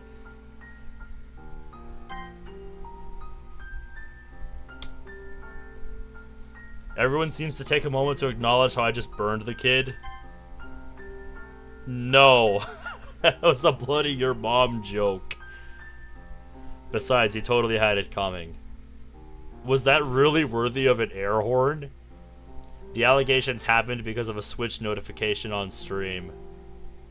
Really? I didn't follow this story, so I wouldn't know about it. You guys are much more than whatever these rumors say. You're all selfless, creative, inspiring, and talented. All these rumors show is how jealous some assholes really are because of their own insecurities. Yeah, we already talked about this. Not the game, I did. And if some people take those as facts, so what? We proved them wrong today. The performance showed the people more than the rumors ever will. Yeah, for the people that showed up. What about the rest of the school, buddy? This is a big-ass school. What about the rest of them? You just have to hope word of mouth will spread from those who did attend. Wow, yeah, we're really going there, huh? You can really tell, this mod screams, I'm 14 and I think this is edgy. Fuck the haters, fuck the debate club, and fuck Kyle.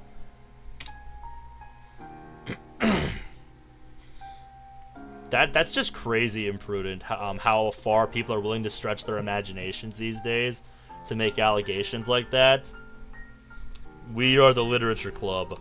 Unintentional mod reference, because that's the title of a mod.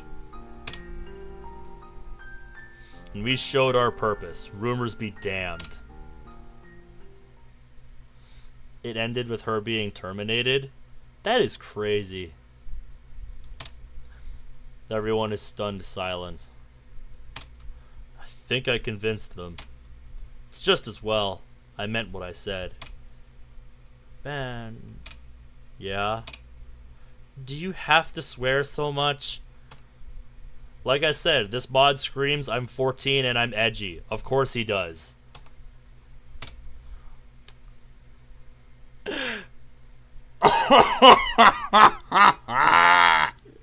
Of course he swears in the response to Sayori saying he swears too much. Of course he does. Oh, now you fucking complain. Sayori should be pouting, not laughing. This is a sitcom, bro. This is like a bad sitcom moment. Well, Sayori has a point at my word choice. It's not gonna change. Well, they say profanity is a sign of intelligence. Are you sure about that, Yuri? I swear in every other sentence so you can't say shit. Oh, yeah. The thing I've heard about, profanity is that people who swear more also tend to be more honest than people who don't. That's what I've heard.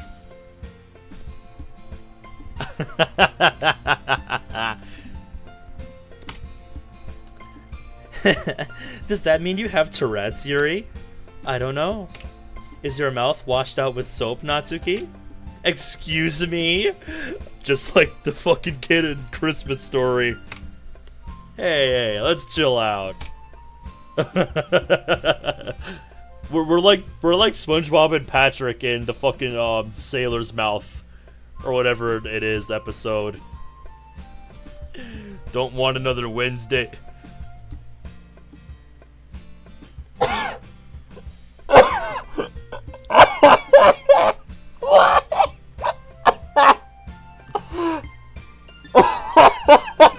What? Oh my god. Oh my god.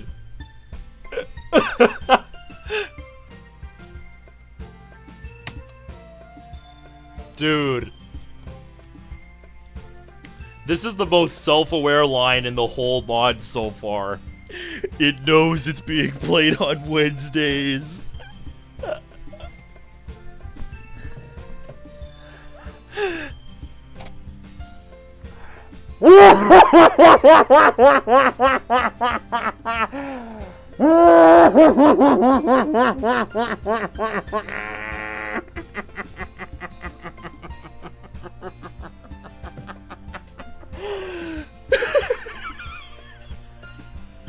Don't want another Wednesday, fuck up. That is the most self-aware line of this whole playthrough, dude. Sorry, I had to get the fucking beanie that I bought when I went out to buy a new belt for work. Because I could not hold that back. I just can't, dude. Yes, it is Wednesday, my dudes.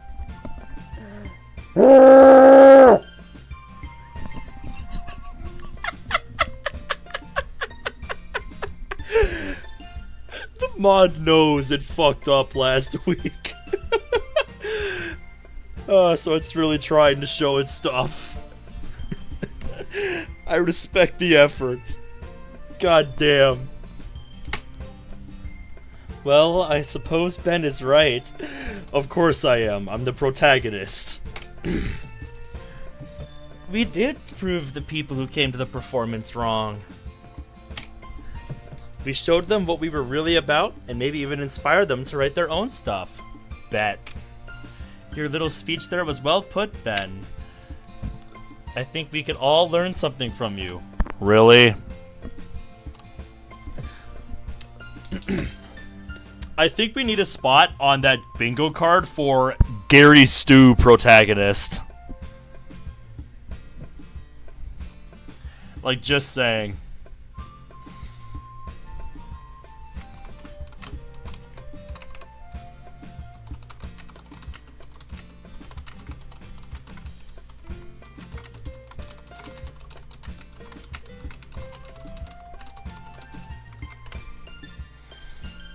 When's Shiro gonna show up?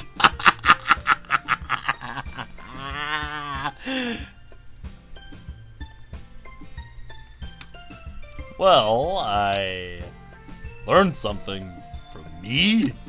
I'll take that as a compliment, Monica.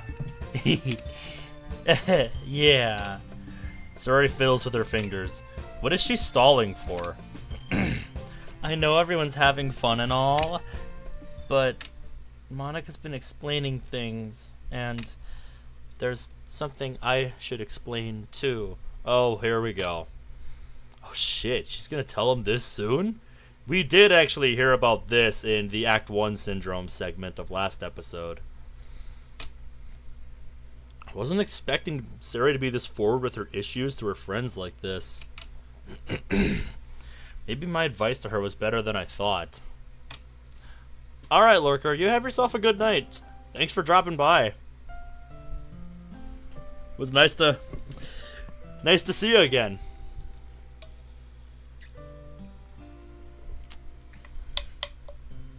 And yep, did you expect anything different and prudent after what happened with Monica's explanation?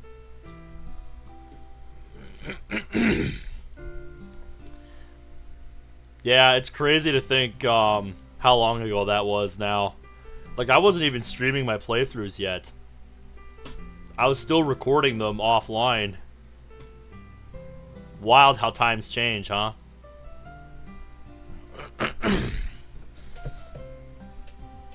Like, I'm still doing the same thing, just with a different look. You're on PC, so you can't spam. Oof. Rip, I feel that.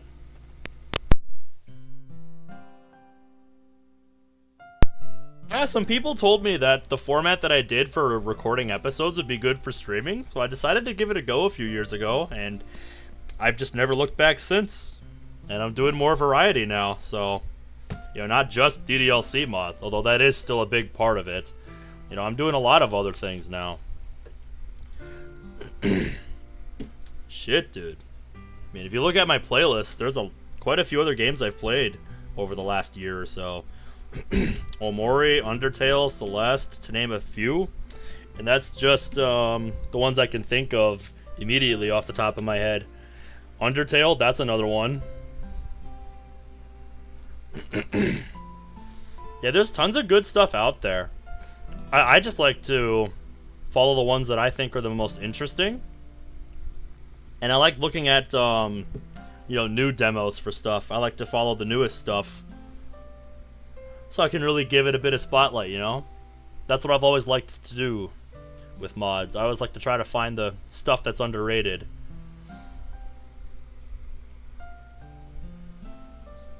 And this is definitely not one of them, I would say.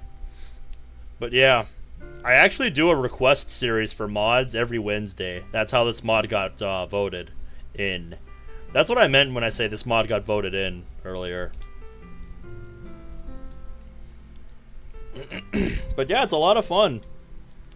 Even if it's not always the most active, it's always fun hanging out with y'all.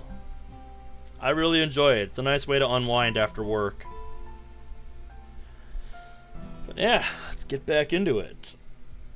Took a little longer than I'd hoped, but after some pauses from tearing up, Zuri told them about her depression. She didn't mention the noose, though. We don't want to create too much worry. Yeah, you should just burn that before any of them come over to your house and find it. That probably would be a good idea. Sayori, I'm really sorry to hear that you had to go through that. Me too. Now I feel like a jerk for the things that I did and said to you. It's okay. I felt that you guys deserved to know. I was told you would understand and help, and I was scared to tell you, but I'm not scared anymore. Wait, who told you? Ben did. Ben did? Yeah, I did. I saw Sayori yesterday before doing festival stuff, and she told me everything. Couldn't believe it either. I've known her the longest. I told her you guys would care if she said something. And, well, look what happened. Yeah, shocking. Well, Ben was right, Sayori. We were all concerned for you, especially after Friday. Just know and understand that we look out for each other, including you. That's what friends are for, right? If there's anything you need us to do, you need but ask. Yeah, if you'd like, I can always bake something for you. I read that chocolate can help out with depression. I also have some candles that I can get. Certain ones can stimulate happiness, so I can get some for you. You of all people would know, Yuri. With the jasmine oil from your diffuser. You would know. Just let them help, Sayori. Let them in. Thank you, guys. She looks back at me, tears in her eyes. I nod at her, raise an eyebrow, and give a smile. She smiles probably from my face that says, "Told you so." Period inside the quotations. I was calling out bloody foreign relations for this last night like 24 times. Don't make me start doing it to you too, Motorcycle Club. It's a relief that she plucked up the courage for all this. We've all got your back, Sayori. Definitely. You bet. Absolutely. Man, I feel proud. Prouder than ever. Not only helping Sayori, but seeing the unity in the club growing stronger. Can't help but feel like I belong here. Where's the Kyle boss fight? I so want a Kyle boss fight. So, anything else to talk about while we're here? No one speaks up. Natsuki and Yuri look like they're hesitating, though. Is there something going on with the two of them, too? No, nothing. I'm afraid I don't have anything to add either. That sounded a little forced. Well, it worries me. I can't pry them if they don't want to talk. That's fair. Let us know if you change your minds, you two. That sounded a bit knowing, Monica. If you change your minds? That sounded knowing. Okay, everyone. With everything we had planned done, there's not a lot left for us to do today. So, to that end, given the circumstances of today, you're all excused. You can either go around the festival some more or head home. In either case, I'll see you tomorrow. No poem assignment tonight either, so be grateful.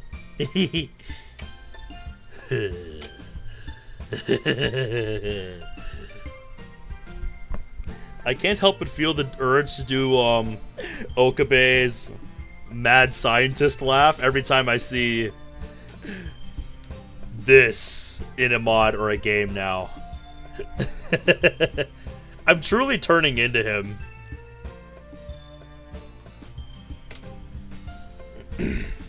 Everyone's got brave, happy faces on. Even Sayori, and I can tell that her smile is genuine. I'm glad we could all band together to help her. Ready to walk home, Sayori?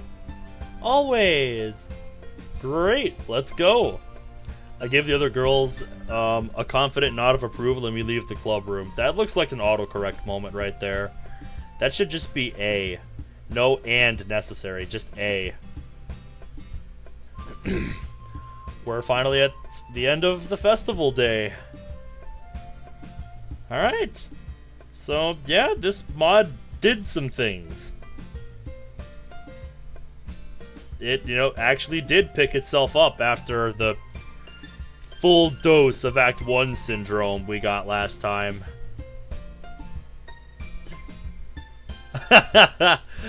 Awesome, Imprudent. Awesome.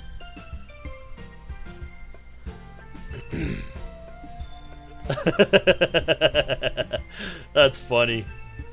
The walk home is quiet. Sure, people might be staying for the festival, but it feels like we're the only ones out here right now.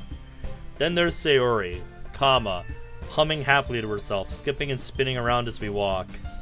It's good to see her in high spirits again after we all helped her. Oop, that's not what I wanted to click. Well, it hasn't cured her depression per se.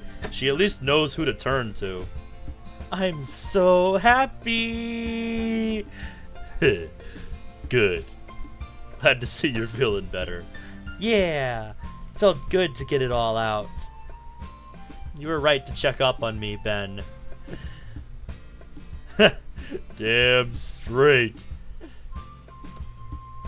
Friends will be friends, Sayori.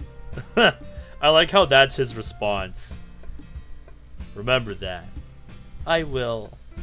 Now that there's a nice sunny day in the sky now, I feel like I could take on the world. One step at a time, Sayori. That's a little over the top. You think? I'm joking. Well, Kujo, English is hard. Did you just use my own quip?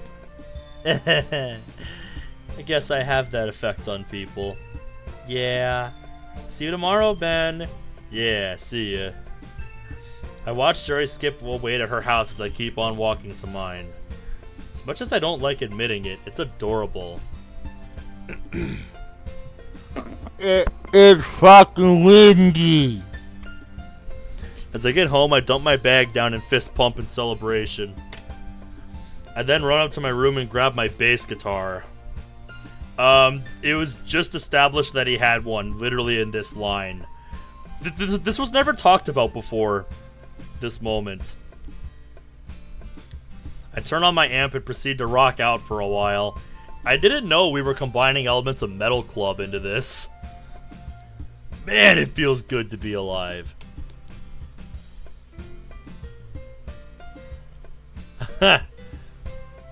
It was talked about on Friday in game. Okay, I forgot about that. Sorry, I forgot about that. I've turned myself around, made some new friends, and made up to Sayori. Fuck yes.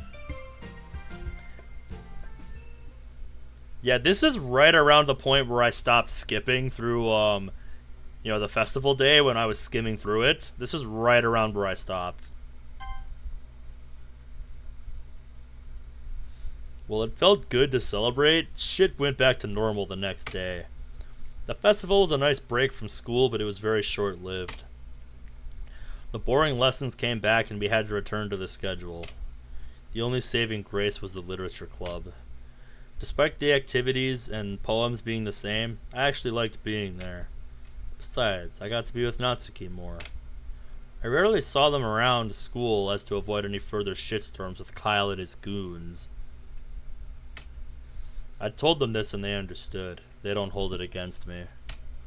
So yeah, the next week goes by quite fast with not a lot happening. Yep, so we're time skipping. There were a few things, though. In the club.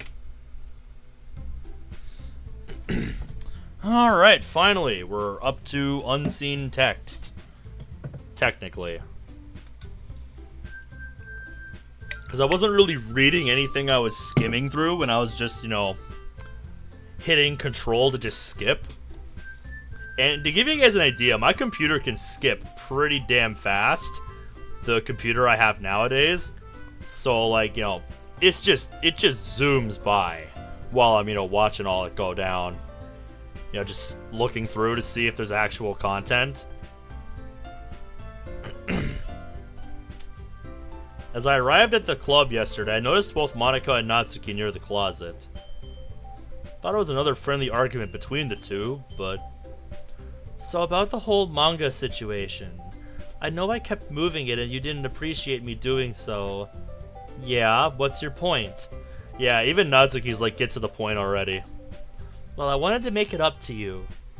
Monika then pulled something out of her bag. Whatever it was, it seemed to lighten Natsuki's eyes. Is that? It is. It's a Parfait Girls manga. Limited edition. Really? Only 10 of these were made, so it was hard to find online. Hard to find and probably expensive as shit. That's a straight up a collector's item right there. After all the trouble I gave you, consider us even. Talk about overcompensating? Jesus.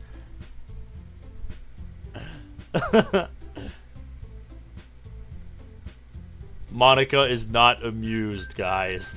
Monika is not amused. Natsuki was in complete disbelief. You didn't have to do this, Monika. This must have cost you a lot of money. I know, but I wanted to. This is just hilarious.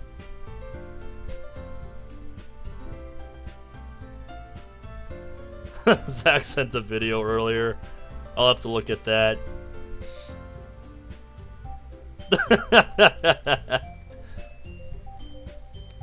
Hold on, I gotta look at my bingo card.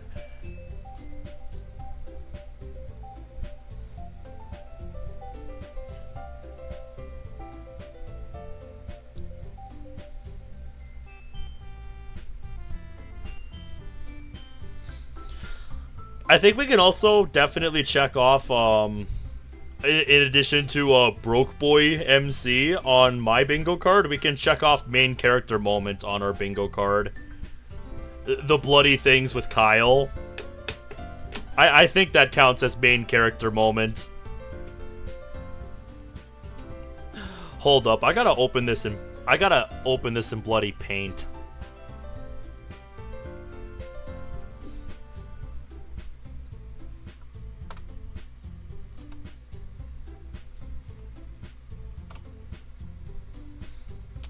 Where did I save it?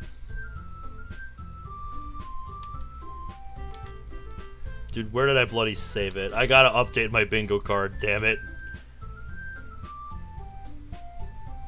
Yep, there we go. That's the one. No, I'm not saving a screenshot, Monty. I'm pulling up my bingo card in Paint so I can edit it as we go, damn it. Because I want to let you all know when I get a bingo. Broke Boy MC. Yeah, he was complaining about his wallet hating him for treating Sayori at the festival when she wanted, to get a little bit of everything for treats. So I think that counts for Broke Boy MC. Don't you?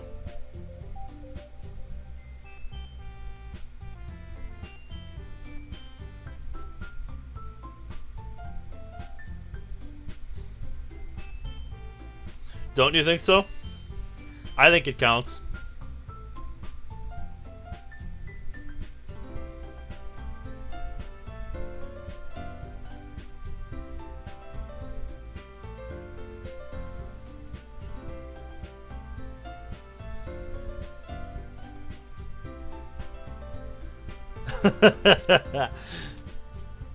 Alright, so here we go.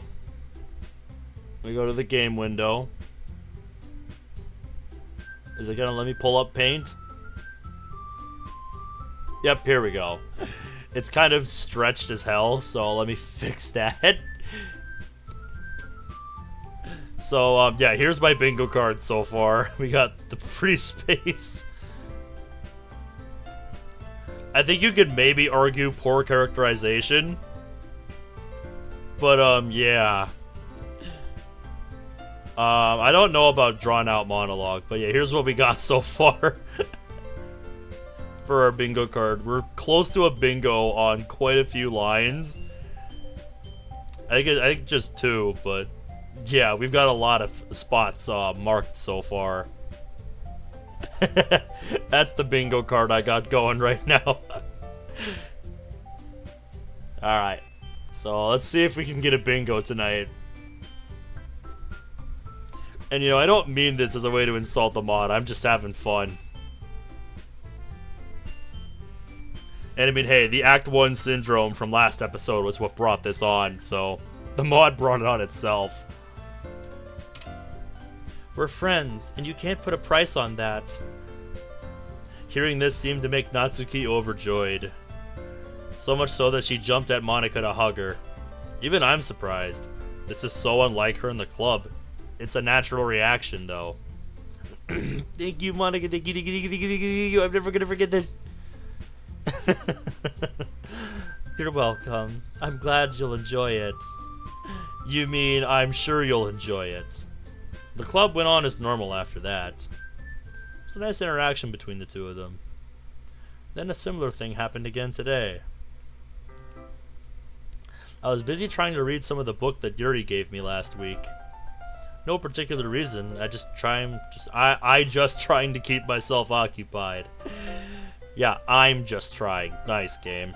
Meanwhile, Sarah was in the next desk over, writing. Maybe... No, that wouldn't work. Would it? Trying to write a poem? She seemed to be talking to herself about something. Whatever she was doing, it seems to have stumped her. She fell silent. All I could hear was the rapid tapping of her pen on the desk. I looked in her direction out of the corner of my eye. Hey, Yuri? Huh? Think you could help me out with this? Yuri then timidly approaches her. What is it, Sayori? Sarah looked around, and I returned to my book as to not get caught. After not hearing any objections, I looked back at the two of them. Sarah beckons Yuri downward so she could then whisper something in her ear. I see. Whatever they were doing, they were trying to keep it quiet from everyone else. I have respect for privacy, so I turn to my book. I hear comments from the two of them. You could consider this word over this one. Yep, poem stuff. Uh-huh. Putting it this way makes the wordplay more meaningful. Ooh, I see. Are they doing poetry? Duh. Try a different flow to this verse. Uh-huh. It might not be the way you'd write, but it may sound more natural. Is that alright? Yeah, why do you think I asked you? At this point, I put all my focus on my book and blocked out the rest of the conversation. After a while, right before club was about to end... Hey, that sounds like a narrator line. Okay, wait! Sarah's yelling cut off Monika's catchphrase. What is it, Sayori? Rather than answering the question, Sarah made her way up to the podium, giggling as she went. So, I got a poem to show you guys. She was in quite a giggly mood as she said that. She must be nervous.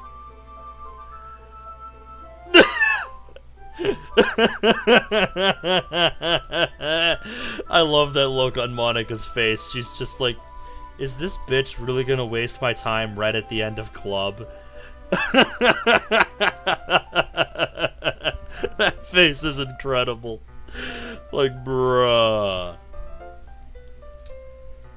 Natsuki was intrigued, Monika was confused, and Yuri... Well, that smile said something. I walked up next to her and kept my voice to a whisper. What did you do? Ooh, so you heard? Just a little. Well, just wait and see. With nothing left for me to add, I turned my attention back to Sayori. What are you doing? The club's about to end. There's no time for more poems. I know, but just let me do this quick. It's for you. For me? Okay. Are we about to get some Sayonica shit? Is that what's about to happen?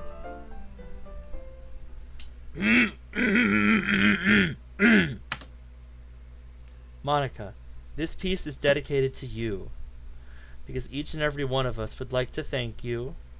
Monica, thank you for making everyone smile. The club has really come a long mile. Since our founding, we had a shaky start, but now all of us have poetry in our hearts. Without you, the literature club just isn't the same, even if we have to defend our very name. There was a pause. I look at Monica and drum roll, please. How did I know? Wait, she's crying? Of course she is. Of course she is. Sayori. I thought she was sad at first. No! They're tears of joy, you dum-dum. I try to intervene, but... You are not alone. We love you, Monica, forever and ever. Ever. I remember when everybody did that. Like adding extra ers at the end of a word like ever. Everyone bursts out laughing. This was clearly made when everybody was still doing that. Did you get an eyelash in your eye or something? Because that sucks. That last line was so Sayori. Again, this mod thinks it's a sitcom. The last word wasn't even a choice. It wasn't even a word, but it didn't matter. Sayori. That was the nicest, most beautiful thing I've heard from you. You really think of me as a great leader? Yeah, Monica. You're the greatest club leader ever. Everyone... Ever. She did it again. My brain just ignored it. Everyone laughed again at the same joke. This really is a sitcom. Despite my facepalm, even I still found it funny. You guys. You are all of you. You're all amazing. I wouldn't have it any other way. I'm so glad I can lead you in this club. I didn't think I would lead a club like this, but thank you all so much for being my club members. All of you. There was a collective aww from the other girls as they then converged for a group hug. I like how Sayori's got the freaking tongue out face. All the girls together like this. It's wholesome. There's no other word for it. After the hug ended, Natsuki walked over to me. Comma after ended. I guess we all came through for Monica, didn't we? Yeah. I guess we did. Yeah, we did. Those days got my attention.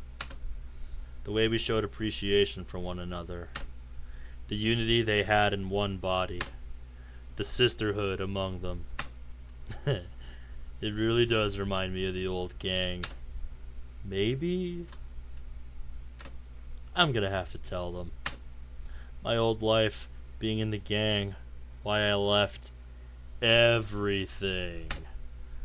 I may have been with the girls for only a week, but I trust them. Wouldn't it be 2 weeks at this point since you did a 1 week time jump? I know the feeling's mutual with them too, so they'll hear me out. Yeah, wouldn't it be 2 weeks now? The weekend would work perfectly. Just need to check in with some people. Iron out some details. Then I can lay everything out with the girls. I'll let them know tomorrow. Alright, well, I still got at least an hour left in me, so as much as that is a good point to stop, I'm gonna keep going. I might regret this decision, but we'll find out soon enough, won't we? The club meeting went by without much happening. All I managed was greeting everyone before sitting down at a desk. I get to writing, and that's all I've been doing in the club today. Didn't take long to write out, though, so I folded up and put it into an envelope. This mod still hasn't really earned its title, because there hasn't been a whole lot of, motorcycle or like, biker-themed stuff to do with it. It's just kind of there, it's not really front and center. So, I'm still wondering why this mod is called Motorcycle Club. It hasn't really, delved too much into that yet, so, I'm waiting for that to happen. I'm just waiting, I hadn't planned on sticking around for poems today. I don't have the time. What? Doesn't have the time. I get up from my desk and go over to Monica, who's at the teacher's desk writing notes. Oh, hey, Ben. Need something? Sort of. Just came up to say that I'm leaving early today. Does this mean... Yeah, I'm not going to be around for poems today. How come? Something come up? You could say that, yeah. I have something for the club, though. I hand her the envelope. Oh? What's this? It's important. Open it at the end of club with the others. It'll make sense in the moment. Okay. Is everything alright? Yeah, I just have some things to do. Catch you guys later. Okay, take care, Ben. I quickly leave the club room and start to make my way out of the school building. I don't think anyone noticed me, so hopefully I don't have to answer questions on the way out.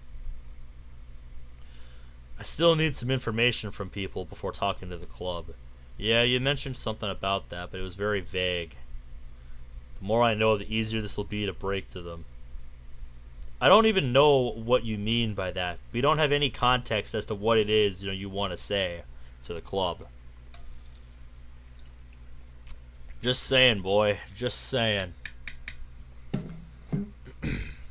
I keep walking, and eventually, I turn a corner to find the main doors to the building.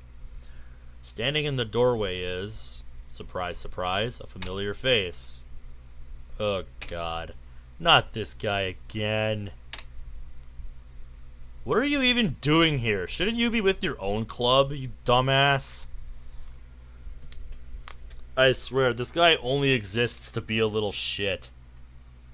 Well. About time we ran into each other again like this. Ben. Does he ever take a break? Also, again, shouldn't you be with your own club right now? I don't have time for this. Get out of my way, Kyle. Not so fast there, pal. You might want to listen to what I have to say first. Why are you even here? Did you know we were gonna come? Like, seriously, this is so contrived. What could an entitled shit like you have to say that's worthy of my attention? How about what he knows about you? What, who? How about you and your reapers? Your jobs and the like? What? My reaction exactly. What? We know nothing about that. Listen up, pal. I read up on what you and your friends did. Quite a nasty reputation you've built. Especially after what happened to your dad. Where'd he get this shit? Could I say? Word travels fast in the media. It's even faster in our club. We know a lot. So much that it probably won't go down well with some people. Including that little band of sluts you're with. You trying to blackmail me? How can I even know if he's bluffing? Sure, he may not look pretty smart, but that info is dangerous. Could try playing it safe and talking him out of it. But persuasion is not my strong suit. There's always the chance he'll play me like a fiddle.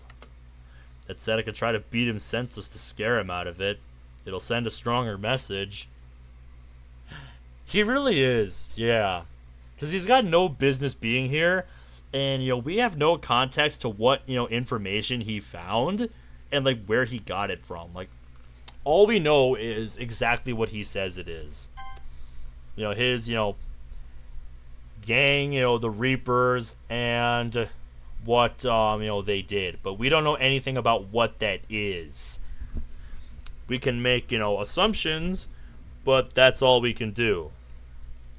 This is just not how you do it, dude. And if the media probably covered it, then why is he even allowed to be in the school? But that may not go down well with the school. I'll be attacking a student. He'll be the victim.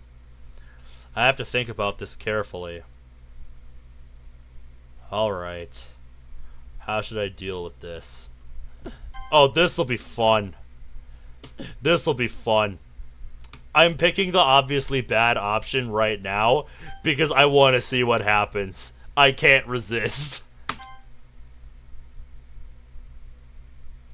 I have to see what happens. He had this coming the whole time, dude. I've been patient enough with this guy. He just keeps causing trouble. That combined with what Monica's said, I don't think words will work. No, especially not from you. He's been harassing the club, flexing his ego, and proving that he's a complete tool. You end up writing a shit antagonist if you don't give them a motive? Exactly. And this guy really does not have a motive. He's just doing this because he wants to, basically. To dunk on Monica. That's it. This next part coming his way is long overdue. I step closer to him. Sluts? Yeah. You sound like you don't even know what that would... I fake a punch in his direction, causing him to flinch. Seems to have knocked the words out of him, too. If they're sluts, what does that make you? He doesn't look like he has an answer. Well, here we go. What's wrong, Kyle? Cat got your tongue? I wish I could consistently crack my knuckles. Here, let me help you. Without giving him a chance to react, I grab him by his collar. I then pull him around to my left. I let go of his collar and grab hold of the top of his hair. Just throw him out of the way and leave the building. That's all he's worth. Oh, oh shit! Dude, you can straight up kill a man like that. I bring his head down onto my rising knee. Ugh! While he's still dazed, I then kick him in the chest into the wall. Oh! His knees start to buckle, but I grab him by the collar again. Like I said, just kick him to the wall and leave. That's all he's worth. He looks up at me, still dazed and his nose bleeding. Ugh! Ugh! Say something? Speak, apparition! I raise my fist and punch him across the face. And follow up with a backhand. There's a faint and light clattering shortly after my volley. Looking down, I notice 3 small white specks on the ground. Looking up, I see Kyle has some holes in his mouth. Dude, it's like I'm watching a one-sided hockey fight. Dude literally lost some teeth in this fight. Bruh. Yeah, you did. You did, you dunce. Nice going. Please stop. Fine. I let go of his collar as he falls to the ground. He scrambles around the floor, grabbing his loose teeth, coughing. If it wasn't for the bullshit he started, I'd feel bad. He weakly gets to his feet, glaring up at me. You're a monster. And what does that make you? Ironic. He's a snake, is what he is. Don't forget, I still have dirt on you. You'd better keep quiet, or this will just be the beginning. I jerked my fist at him to make my point. Yeah, but whatever he's got is far more damaging than whatever physical damage you could do to him. Just saying as a counterpoint. Is he really a snake? He looks like a worm? That's fair, Underskins. That's fair. Now, if you're done picking up your teeth and your pride, Fuck off.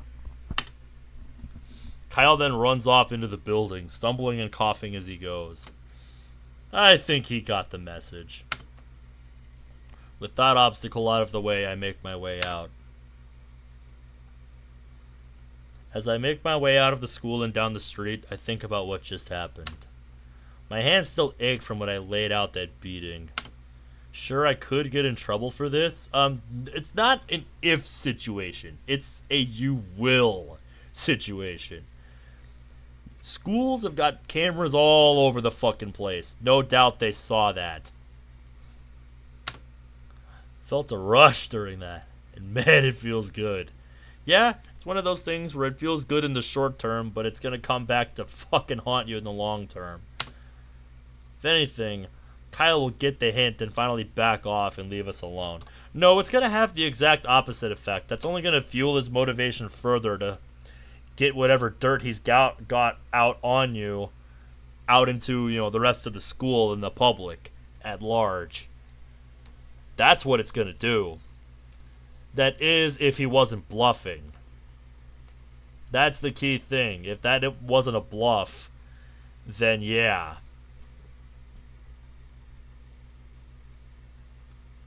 I can't be sure because we didn't get any specifics, but yeah, that's where I stand on this. If not, well, I'm gonna enjoy this even more. Kyle aside, I get my mind back on track. Running into him cost me some time, and I don't want to be late into town. I pick up the pace and jog down the street. Meanwhile... Okay, you three. That about... Hold up. You said something weird again. Indeed, you deviated from your catchphrase. Oh, we're back to Act 1 dialogue? I thought we were past this. Is Sayori missing again? No, I'm right here. What the heck? Who is missing then? Natsuki, please calm yourself. Surely there's a reasonable explanation for this occurrence. Ugh! Would it kill you to stop talking like that? Some of us don't have all day to hear your long Hey, guys, stop! Fighting like this won't get us answers. Yeah, come on, you two. Anyway, Ben just told me that he had to leave early, so that's why. He didn't say what he had to do, but he did leave us a note. He said it was all for us, so why don't we read it? Monica opens the envelope and sets down the paper on the desk. The other girls crowd around her to view the note. There's something I need to tell you, Lot. There's a past about me that I'm not proud of. Of course, because you're an edgy OC with a dark past. That's just how this works. But from when I joined this club to where we are now, I trust you guys enough to tell you about it. Not at school, though. Too many prying eyes and open ears. I can't risk that. So meet me at my house, Sunday, 2 p.m. I'll explain everything. Also, if you have questions, I will give answers. If you're confused on where to go, ask Sayori. She knows the way. I'll see you there, Ben. Foreboding. Ooh. What could this mean? What do you think, numbnuts? He wants you all to come over at 2 p.m. I can't say I'm surprised. Someone like him was bound to be hiding something. Like what? What do you think, Sayori? What do you think? How should I know? You said it. Well, it feels like there's a mystery surrounding this situation. Yes, a mystery contained within a storytelling box. It must be a serious issue if he's willing to convey it to each of us. I'd have to agree. If Ben wants to talk to us in private, then it must be serious. So are we all going to his place on Sunday then? Yeah! I guess. Of course. Okay then. In that case, as I was saying... Okay, you three. That about does it for today's club meeting. I'll see you all on Sunday.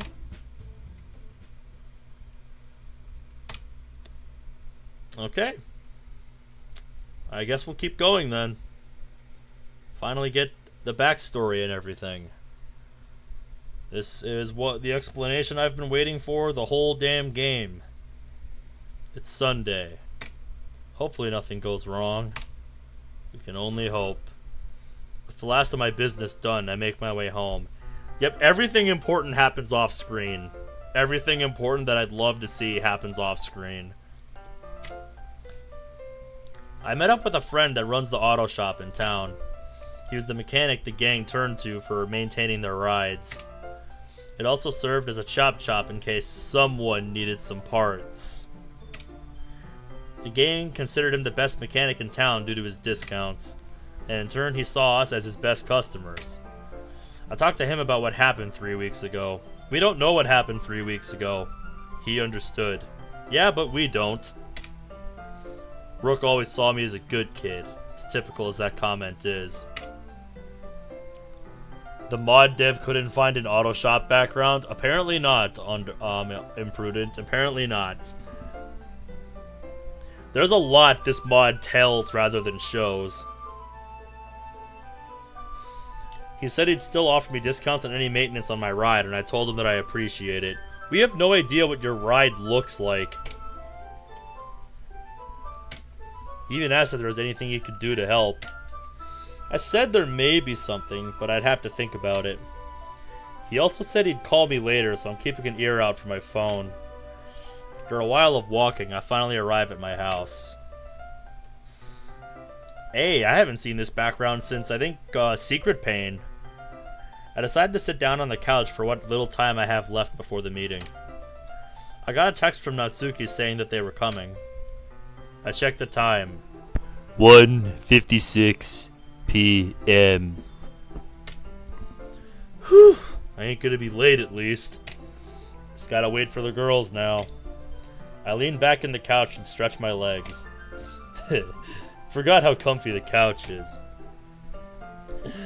I could fall asleep here if I could. Redundant, much redundant?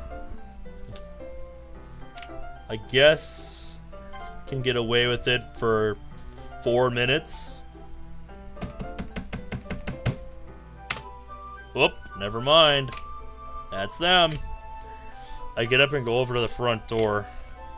Hi, Ben. Hey, you. Got the necklace on, I see. Hey. I peer around to see the other girls behind her. Don't worry, we're all here. Comma after worry. Alright. Just wanted to make sure. Anyway, come on in. I lead the girls inside and move into the kitchen. Wow, Ben. Your house hasn't changed since I was last here. And how long ago was that? Hey, how's it going, Brad? Oh, man. How's your trip going? Oh, who pinged me?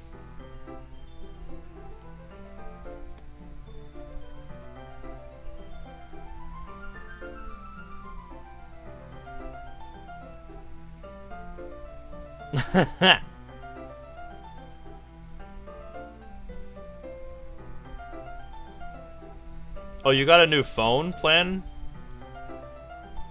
Went on a tram yesterday? Oh, nice. How was that? You're right. It hasn't. Anyway, let's get on with this. I gesture over to the table in the middle of the kitchen. Gather around. There's some stuff I need to grab quickly. I enter the garage and look around. 1950s era. Oh, that's awesome. I enter the garage and look around. Yep, no background for this. Finding the duffel bag I stashed in there, I grab it and bring it out with me. What do you need? What do you need the duffel bag for?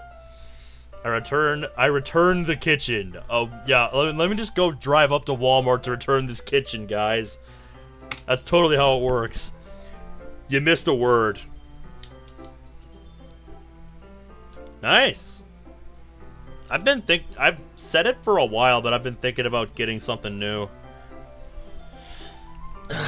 Seeing the girls gathered around the table. I carry the duffel bag with me and pull it up onto the table. Alright, before I start, is there anything anyone wants to ask? Maybe what's in the duffel bag? I wait for a response from any of them. Are there any cookies? Of course. Of course. I nearly forgot. Semicolon. Sarah's always hungry. If you don't mind Android, the Pixel's a great option. I don't know if I want, you know, the bloody Google Pixel. I use enough Google stuff as it is, so I don't know if I want to go the Google route with the Pixel. I don't think I want to go that route. Thankfully, I'm prepared. I might as well be a good host to my guests. Without a word, I stroll over to a cupboard over the counter. I open it and pull out a box containing some chocolate chip cookies. I set it down on the counter and gesture towards it. Yay! She skips over and takes the whole box. No, it's not a need thing. I'm just running out of storage because my phone's photo album is way too fucking big.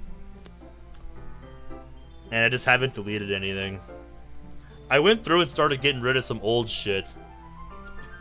But yeah, also my phone's battery life is not great. And I only have wireless charging because the charger port broke and I just haven't fixed it.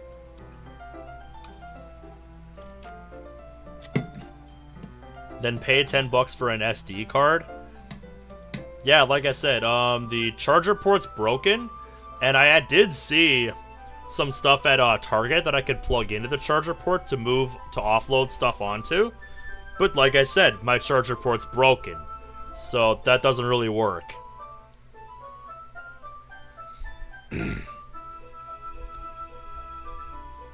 SD cards aren't on new phones?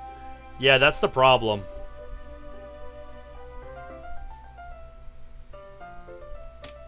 Why am I not surprised? PNG of a chocolate chip cookie has appeared.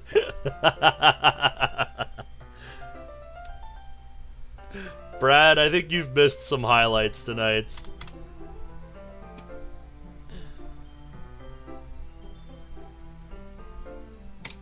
Anything else? No one else asks any questions, and Suri's too busy munching on her cookie. She's also set the box in the middle of the table for everyone else. At least she ain't selfish. Alright. Where do I start? So, you know who I am. The friend of Siri who joined the literature club. But I bet you're asking, what about before that?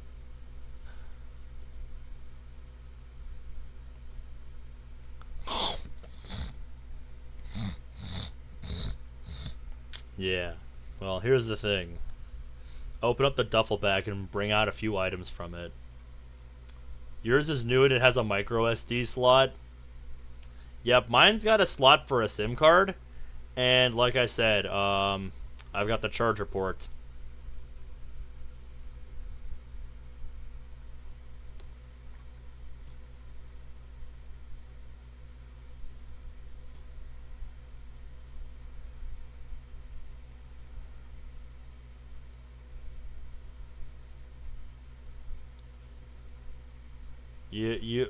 You talking to me, or are you talking to Brad? Who are you talking to, Imprudent?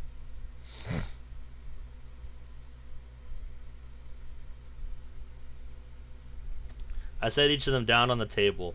My old helmet, my knuckle duster, and a bunch of patches I tore off my jacket. I also roll up my sleeves to show them my tattoo. The tattoo that they totally saw earlier when you rolled it up in front of all of them when Kyle fucking bursted into the room. They make a faint gasp of surprise. Yeah, this has no impact because they saw this earlier. The mod might say they didn't, but that's a complete fucking lie. They did. Knowing it's going to be a lot to take in, I Best give them all the time they need. I wait for a bit before continuing. So yeah, I'm a biker. I gotta pull up my bingo card because now I can finally check off drawn out monologue. I can tell that we're gonna be here for a while.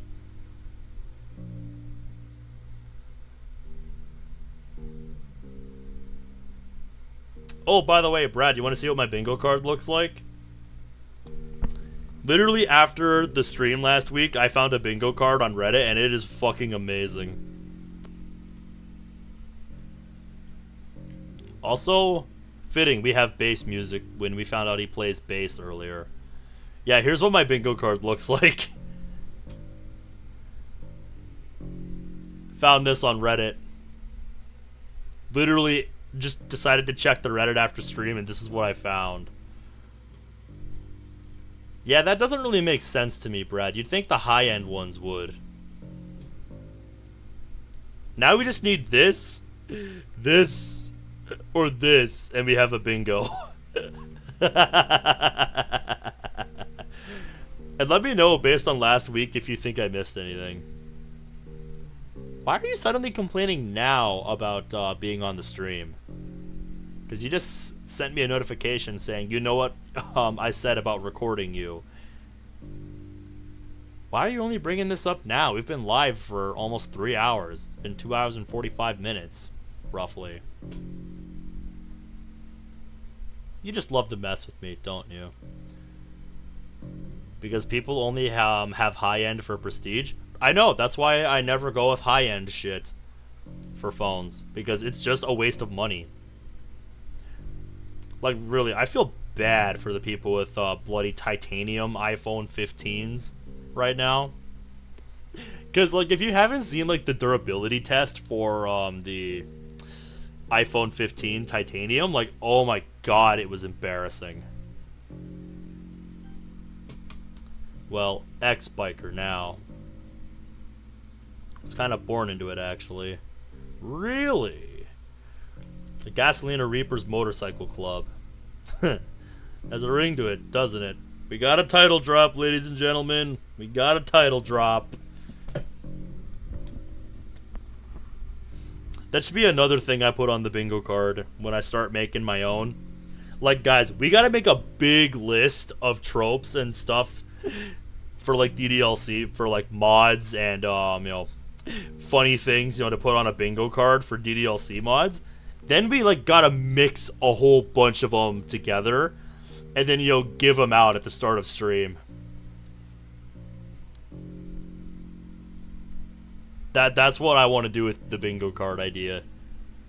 Gather, like, a big list of at least, like, 50 to, like, 75, you know, things to put on there. And then just, like, you know, do a bunch of mixes of 25 of them each. I guess 24 since you have the free space. And just make bingo cards.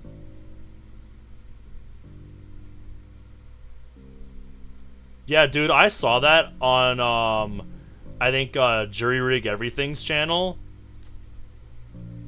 And it's ridiculous. It's absolutely ridiculous. Put them through a generator? That's what I would do. Was based in the US back in the day. Really? So you moved here from the US to Japan? Only in 1 or 2 states. Then we branched out into different chapters as we grew. Some were across the country, some were in different countries entirely. The chapter I was in decided to set up shop here in Japan. Family stateside didn't approve of me moving, but what other choice did I have? I had to. My dad wanted me to come with to help out the club and to see the world. That was 13 years ago, and I learned a lot in that time. I think so, yeah. Of course, I had to attend school here, but it wasn't that much of a big deal. I got used to living here. The culture, the food, the people. What about the language barrier?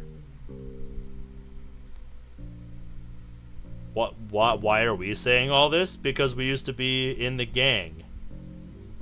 You know? The way I saw things through the years, life was good. Made good friends among the locals. The club was my family. They were my brothers. It sickens me just saying that word now. How can a club be family? I shoot Sari a glare. Not in the mood for this. Monica gives her a stern look too, and Sari falls quiet, still nibbling on her cookie. Things were good for a while. We're telling the girls, that's why. Yeah, finally, after all the Act 1 syndrome and almost another 3 hours of content, finally we get to know, like, what the gang actually was. That we only just learned the name of today. Shit only started to go really bad last month. Is that why you were in a bad mood when I found you last week? Mostly. Before everything went south, things were what you'd expect. Me still being a young prospect, I had to prove my worth to the big shots. Outside school hours, they taught me the things the education system wouldn't. Bike maintenance, engineering, self-defense, that kind of shit. It's mostly awesome. Got to build my own bike from spare parts. Yeah, sounds like putting that shop class knowledge to use. It's not every school has that. Said I was born into it. My dad was the chaplain for the chapter. What does that mean? He was responsible for the spiritual guidance and advisory for the president or some shit. Basically, he was the wise guy judging goods. Judging goods ideas from judging goods ideas. I think you meant good. Get rid of the S. Good ideas from bad. Would help anyone that gets arrested and protects them. I never complained. Hell, I held on to a few wise things from that man. Out of respect, of course. But then, I rest my hands on the table and clench them into fists. This is what'll be hard to explain. Things went south. Yeah, you kept alluding to that. Get to the point. I take a moment to breathe. This will be very hard. None of the girls say a word. I catch my breath and raise my head up to look at them. About 2 years ago, the club started changing. All of a sudden, these contracts were coming up out of nowhere. The regular members were put to work. Fuck if I know what would happen if we turned them down, but we weren't asked. We were told. Almost like a mafia. Almost like Yakuza. This came down from our president, Mason, and his word was absolute. Oh boy, it's too easy. I notice a frown from Monica. Seems like she doesn't approve of this kind of behavior from a club president. None of them should approve of any of this. I didn't know better back then, but now I know that guy was nothing but a bully and an asshole. So these jobs went on for a few weeks. Nothing too shady, just some taxiing and courier service. Then, what was your problem with it? I was getting less time for skill lessons and training and ended up delivering packages and giving people rides to places instead. Barely even had time when I got out of school. I had to go straight to the clubhouse for work. So, again, where's the part where it gets bad? This was the point where I disappeared. Sorry, kid. Apparently, Brad. Apparently, that's what we're going for here. Sarah gave a sad but understanding frown. Like, just some taxiing and courier service? Yeah, if you were, driving around delivering packages and shit, it'd depend on who it's for. And what's in them. Like, if you don't know, then that's one thing. But yeah, there's probably some shady shit going on. He doesn't say it, but he doesn't know, I think. So these contracts slowly became the norm as the weeks turned into months. But all the while, I noticed Dad was getting more and more anxious. I assumed it was from the stress of the work and the crap pay, but no one else was complaining, so I had no idea why he was so uneasy. One day he snapped and took it up with Mason. Dad said the contracts were just unnecessary risks. Mason said there were opportunities for income. Yeah, I don't understand what's risky about this. Again, the packages I can understand, but, basically taxiing people around, being Ubers on motorcycles, again, problem.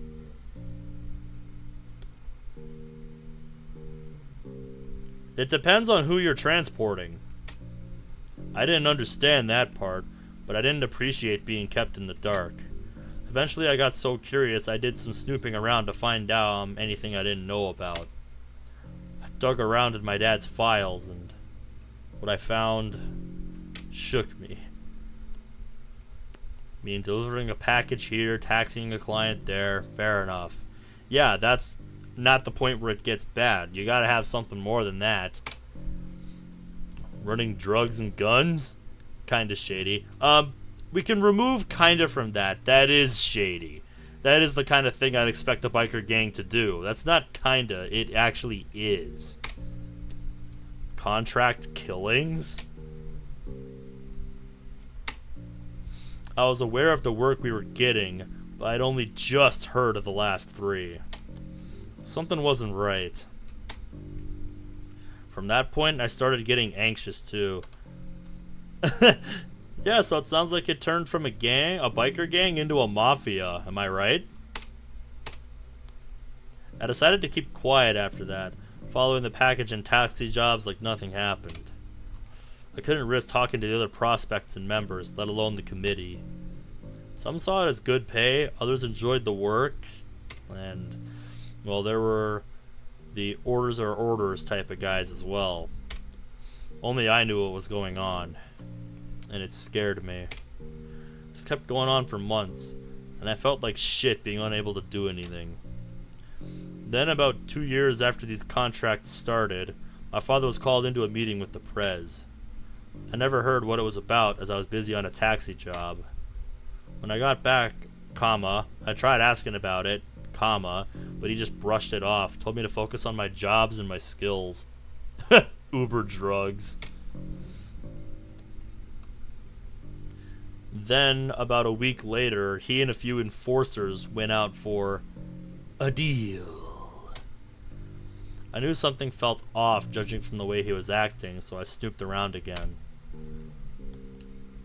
After coming up with nothing in his files, I bit the bullet and snuck into the president's office. Now that's a bold move. Digging around in his files took a while. Bastard couldn't organize for shit. Then I found something. Apparently, things got worse stateside. Originally, we were being fed a steady stream of cash from other chapters until we got some operations set up. However, some chapters were taken down, either by the law or other gangs. Yeah, are you surprised? Doing this kind of shit? Are you surprised? This does sound like some Yakuza shit. With those chapters, win our income. Mason was running out of options, so he did some searching. He ended up in contact with some local big shots who were offering contract work. We had no other options for money, so we started taking them on. The big shots set up jobs, we'd do them, and we'd get paid. Yep, sounds pretty typical. All kinds of jobs, more and less legitimate. Most of them broke our code of conduct, but we didn't care. Money was money, and we needed it no matter how dirty our hands got. I was up to speed at that point, but I did some more digging, and my blood ran cold. There was this one job for today, involving my dad. Turns out they were finally tired of my dad's interference, cowardly philosophy, and unacceptance for change. So they set up a hit for him out in the woods, and they were going to make it look like an accident. It wasn't a deal. It was a trap. At that point, I was in a panic. I took off out of the clubhouse onto my bike and tore down the road. I had a vague idea of which route to take to get to the location the fastest. I thought that, with any luck, I would catch them in the act. My heart was pounding the whole time as I rode. I rode out of the city and onto the countryside. The wide open city streets turning into winding narrow roads didn't help. Couldn't even turn a corner without slowing down. It was turning me frantic and pissed. This is what happens when you ride a chopper. Anyway, I kept riding, hoping I would catch up to them. Then, I heard it. Yeah, you did hear that right. It was very faint, but... yeah, just in case you missed it. Gunshot. I was too late.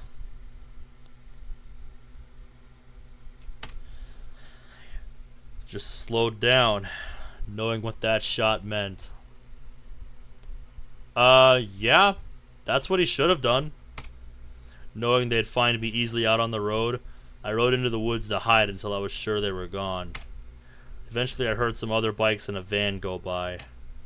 The coast was clear, so I kept riding to the site. Then, when I got there, I first of all, comma after there, I hate to ruin the moment, but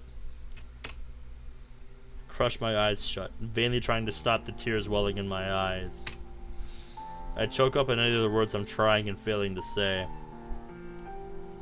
I feel someone grab my hand. I look up and see Natsuki timidly holding onto my hand. Sure would have been nice to have some visuals for everything that we just saw told to us. That sure would have been nice. As I look up to her face, she averts her eyes. I raise an eyebrow. Look, you're obviously not doing okay, so I'm trying to comfort you. Just carry on when you're ready. We're here for you. I can't help but smirk at her attempts at comfort. Didn't think she'd try and act like this in front of the others. I just nod to her and get my breathing under control through my sniffling. Comforted and calm, I take a breath and carry on. I found him in a clearing of the woods, just off the road. My dad. They shot him. Looked around and found fresh spent shells. 12-gauge slugs. He was shot with his own gun. There's nothing I could do, so I just stared, completely numb of emotion. Bring the gun with you? Bring it to a forensics expert? You know, have them look for fingerprints on the gun?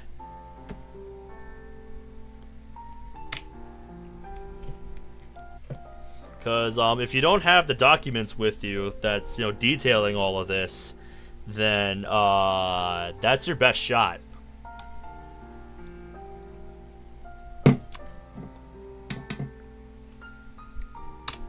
Eventually, I saw enough. I just got back on my bike and left. Everything went from bad to worse in one day. All the ways for my dad to go out. Why like this? Double crossed by the club and pretty much executed with his own piece. I felt betrayed, comma, and lied to by the whole club. The next day, I tried returning to the jobs, figured I should just keep off Mason's radar. Just did the work out of automation, even though I felt so shit.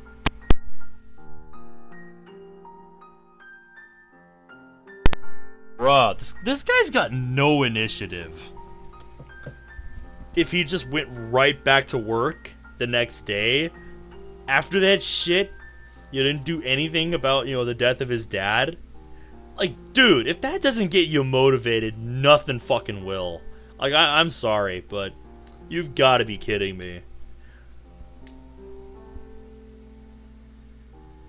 My god, dude. If the death of your old man don't get you motivated, what will?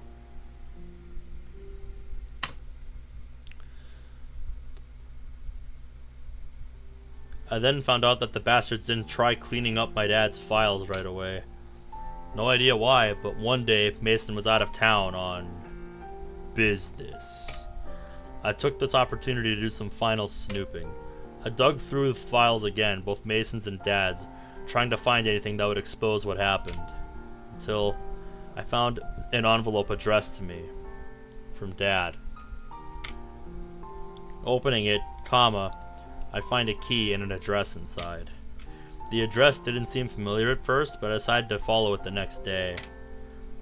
I did so at the crack of dawn, taking my bike with me, and find myself at my old house. The house my dad and I lived in before the contract work started. We had to move to some shitty apartments that would be closer to the club. The contract hours and times were not forgiving. Went inside and all my stuff was still here, pretty much untouched.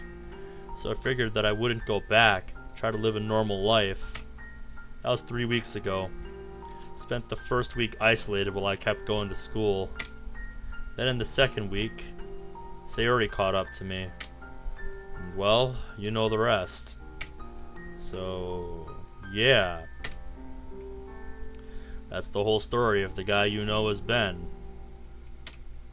The man who abandoned the Gasolina Reapers motorcycle club. For better or worse. No, you definitely made the right move leaving. Yeah, like I said, drawn out monologue. That's another one for the bingo card. He was a teen, he was dumb, he didn't, take the evidence with him. But like, bruh, you could have easily exposed this. For sure. All you had to do, was, take the documents, or even just, the gun that they used to kill him and go to, a forensics office or the police. That's all you had to do.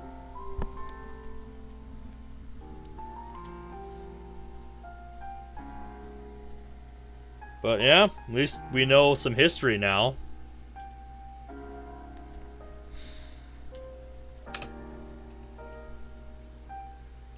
Holy shit. They're probably wondering at this point why the hell they're associated with you. But to be fair, he's trying to leave all that behind. So there's that, I guess. I got it all out.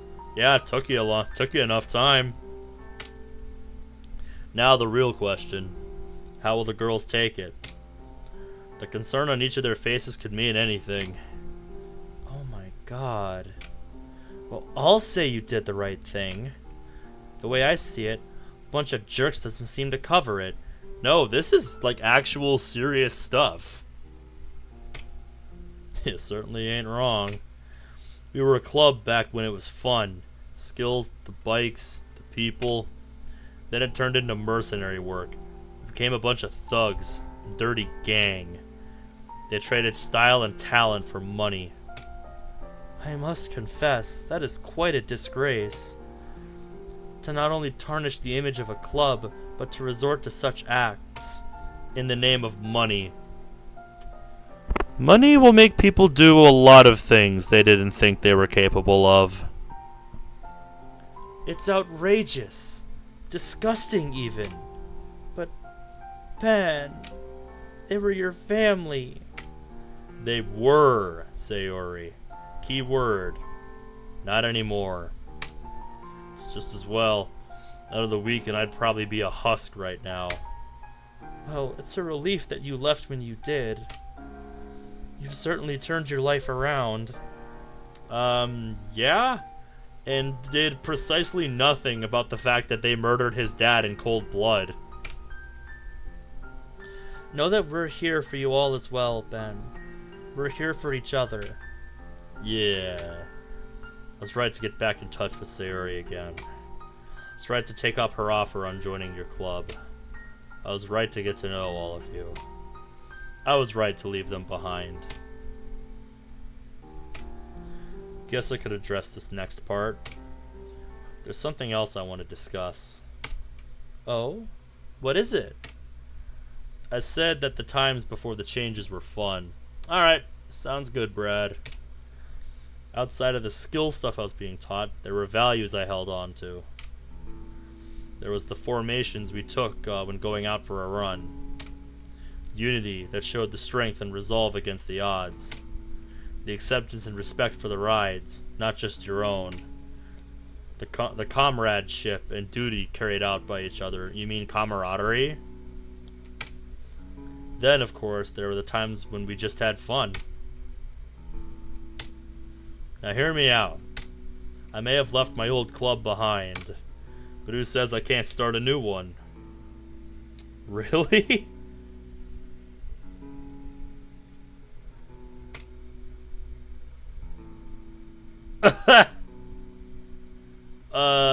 This is random.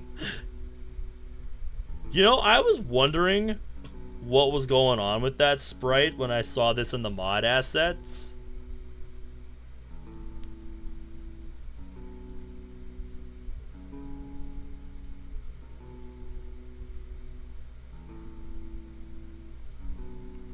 I don't know if I did that by accident or what. But yeah, it's rotated in the mod files. Like, the file thing has a rotate button, so let me see what happens if I just fix that real quick.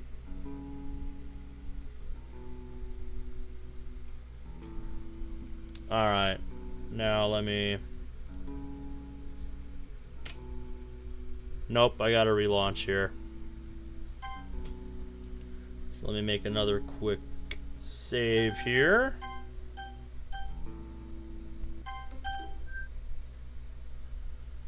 Monica is going to take up the screen for a bit, because I just have to see if this works. Like, I don't know if I accidentally clicked on one of the rotate buttons when I was looking in the mod files, but I could have sworn it was like that when I looked at it.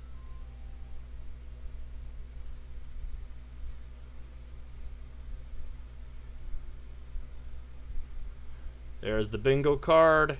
Here we go. Now, what happened to the game audio? There we go.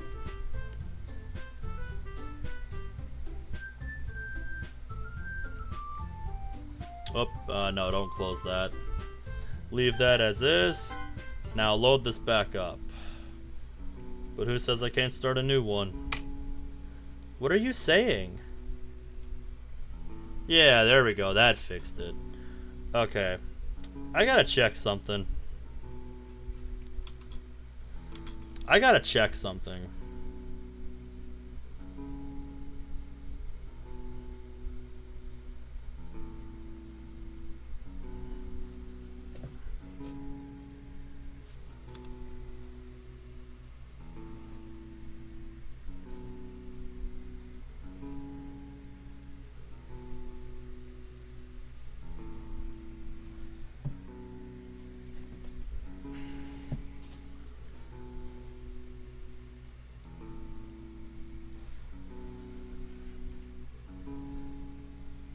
Okay, I can't wait any longer. I gotta go to the restroom.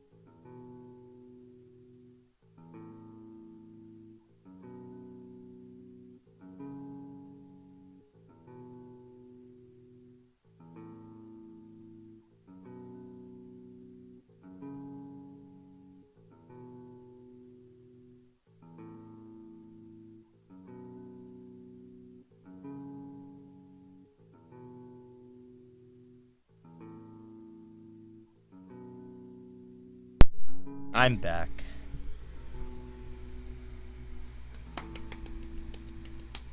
And I have a guest with me. Somebody was waiting outside the door for me. Isn't that right?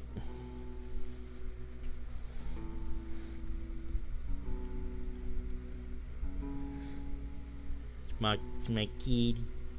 It's your family kitty, Shadow. She was licking my nose. Yeah, I'm giving her head pats and rubbing her head. Giving her all the pats. Because she deserves pats. I think she wants to be put down now. Yeah, she's starting to get a little fussy.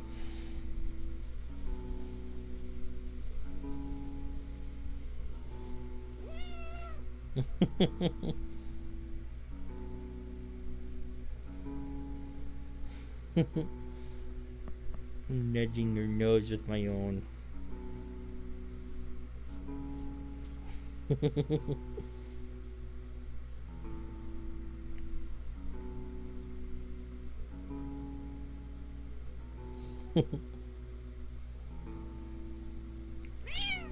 Alright, yeah, she didn't like that. Tried to scratch her sides, but she didn't like that. So I'm gonna put her down now. Benny boy's gotta finish this.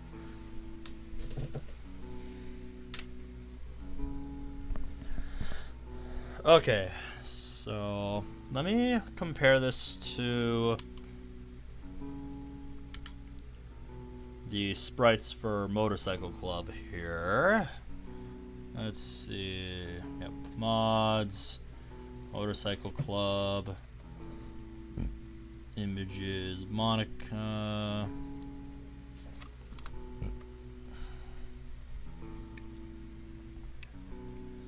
Yeah, so it's just a different head being stitched onto the different poses. So that's why it looked so weird when it was rotated.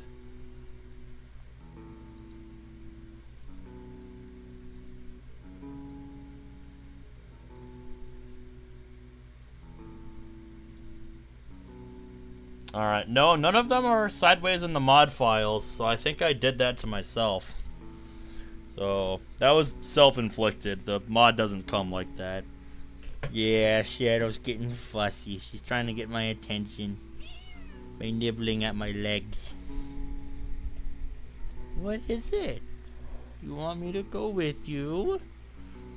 Let Benny boy finish up here, okay? Alright, anyway. So enough of that side tangent. Let's continue. So that was just a thing here with the sprite being rotated unintentionally. I thought it looked weird, but I thought maybe there was a purpose for it, but no, I just fucked up. Saying, in school, we can still be the literature club. We can be the ones writing poems, reading books, and having fun every day after school. But out of school, we could be a motorcycle club. Do you think any of them are going to be on board with that? I know some people in town. They can get you set up with bikes. Who said they wanted to whoever said they wanted to ride one? We get some leathers, a helmet, badges, rolls, everything. We'll still be the same people. You'll still be the literature club. Just offering you something extra, but we can still work together. What do you say? Well, Sari, why are you so excited to do that? It does sound like a terrible idea. And ladies and gentlemen, for that moment,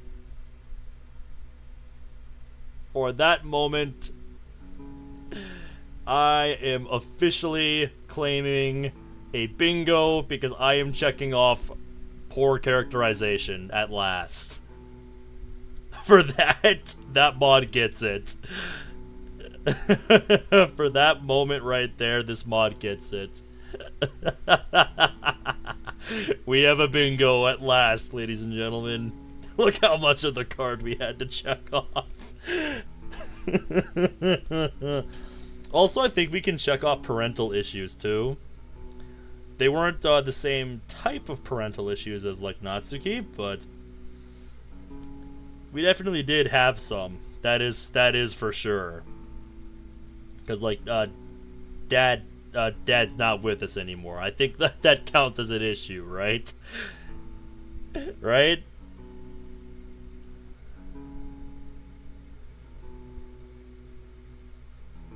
Am I right? Does that count? Would you all say that counts? Or not paying too much attention and rip Dad?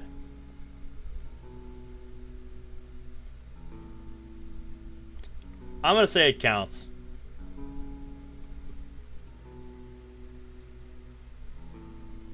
It's amazing how much of the bingo card we filled in. I didn't think there'd be this much.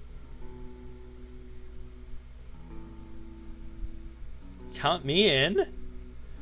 Say no more. I accept. Why? This is so unrealistic. Wait, what was the bingo? Oh, here, you missed it. I'll show you. First Siri just turning on a dime and saying, let's start a motorcycle club, and everyone else just jumping on it immediately. I give poor characterization, and we have a bingo. And I put in parental issues because Dad's dead, and he had issues with us. You know, issues of secrecy and shit. So yeah. All we need is this, and we get a double bingo right here.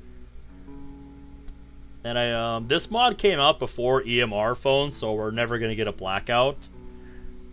And I don't classify any of the music choices as bad, so I can't pick music choice.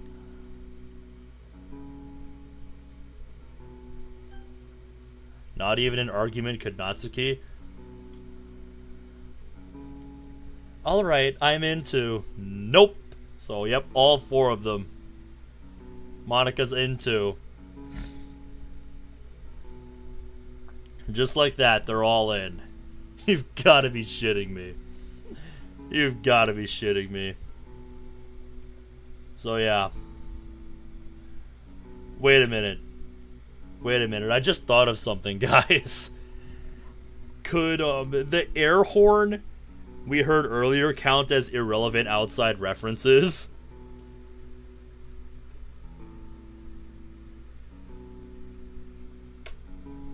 Do you think that counts, or is that stretching? I think that's stretching. Right on. In that case, I hold my arm into the middle of the table with my hand relaxed. I look among them and give a nod. One by one, they all put their hands on top of mine. By the power vested in me, and by the spirit of my chaplain father, I hereby found the Scribes Motorcycle Club. We raise our hands in celebration. Yeah! To think I'd call someone else president. This is gonna be so fun. Well, I'm sure our future endeavors will be exciting. I'm cracking a wide grin, probably for the first time in years. Well, as first act as president, I'm giving you four each the rank of prospect. Congratulations. Prospects? Entry rank. I'll sort you all out once I see what you can do. There a problem with that? I can tell you what they can do. Jack and shit. What do you think they know about biking, you dunce? Not at all. I suppose it makes sense. So what do we do now? You mentioned bikes and leathers, right? Not that I'd look good in leathers or anything, Baka. One thing at a time. We've only just started. I know a guy in town who can find things. Build them, too. Oh, it is. He can help us. Besides, we owe each other some favors. We must be going to this Rook guy that's been mentioned a few times. I can talk to him at some point. Just wait until I get some solid info, yeah? Cool. Right. That's all I had to talk about. Unless there's anything else you guys want to talk about, we're more or less done here. Everyone then enthusiastically nods and disperses from the table. Meet here weekly, every Sunday at 2 p.m. Objections must be made ahead of time. Sound good? There's a mix of agreeing noises from everyone that I don't hear a clear enough word. They then make their way to the door as I roll my sleeves back down over my tattoo. I put my stuff into the duffel bag and put the bag back into the garage. I come back in and notice that Natsuki is still at the table. Not sure why. I said everything that needed to be said. I hear the front door close, so the others have left. She's just idly tapping her hands on the table as if waiting for something to happen. I approach. Hey, you alright there? It's just... I wanted to read more manga with you. Oh, alright. But not here. Where then? I don't know. Up in your room, maybe? Fine, let's go. I start making my way to the stairs to my bedroom. I hear Natsuki's lighter footsteps as she follows. Not entirely sure why she'd stick around for manga with me. Can't she just read at her house? Oh, whatever, I shouldn't be complaining. I lazily open the door and walk in. I go over to my bed and sit down at the edge, looking at Natsuki for her next remark. Oh, wow. I thought your room would be messier. Excuse me? What? I just had a thought. Can't take criticism from a girl, Ben. Even when it's just us, Natsuki is still a headache at times. Automod be damned. What happened?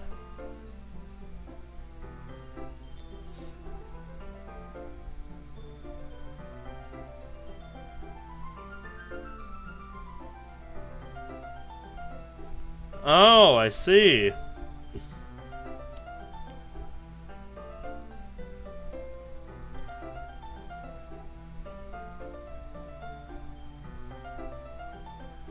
Oh yeah, I've seen that for a while.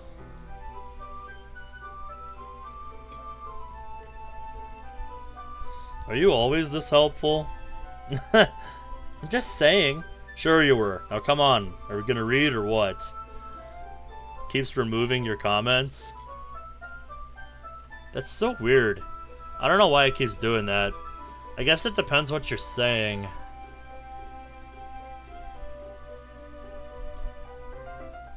Why now? Come on, Pinky. This was your idea. She then reluctantly walks over to me and sits next to me. Yeah. You better not make this weird. Damn it, will you stop saying that? Yes, oh, I mean... That was unexpected.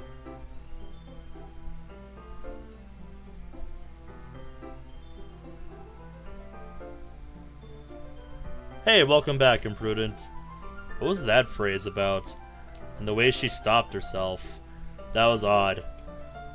Oh yeah, Imprudent.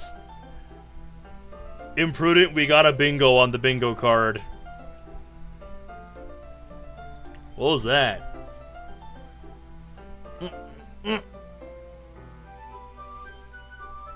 So the bad work was civilian? What happened?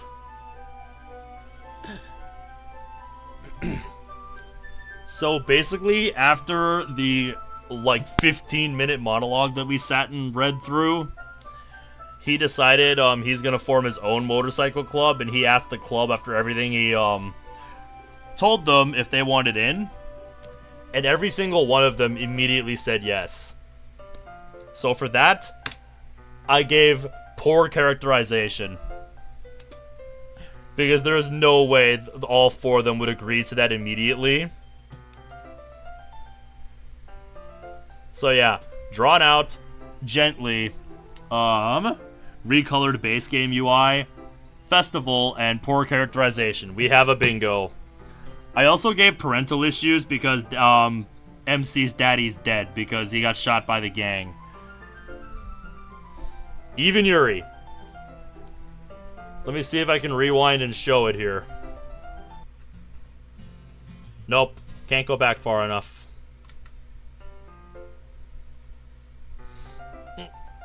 Nothing! Yep, all 4 of them immediately said it. So, yeah.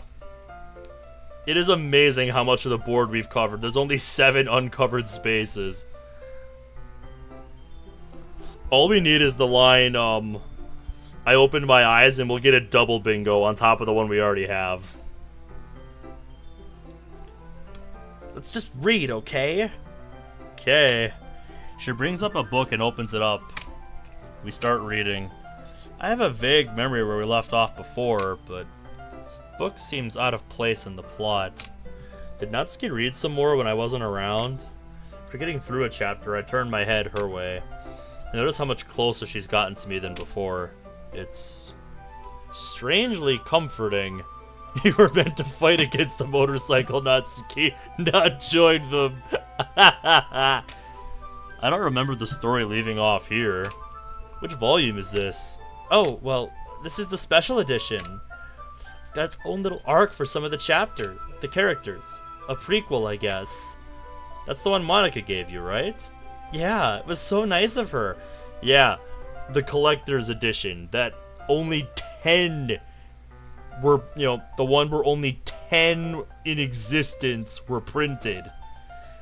So yeah, Monica probably spent a goddamn fortune to get that for you. Totally not overcompensating or anything for moving her manga around.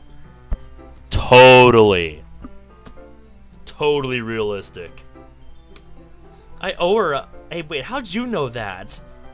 I heard the both of you talking about it. You're loud sometimes. It's hard to ignore. Hey, just like me. You noticed, huh? Yeah, no shit I did. Comma. That's really... What? Nothing! Bullshit, that wasn't nothing. She jolts and drops the manga, shifting herself away from me. This is unusual. What's up with her? You sure you're okay? Yeah. If you say so. I pick up the manga from the floor. Come on, let's get back to reading. Okay.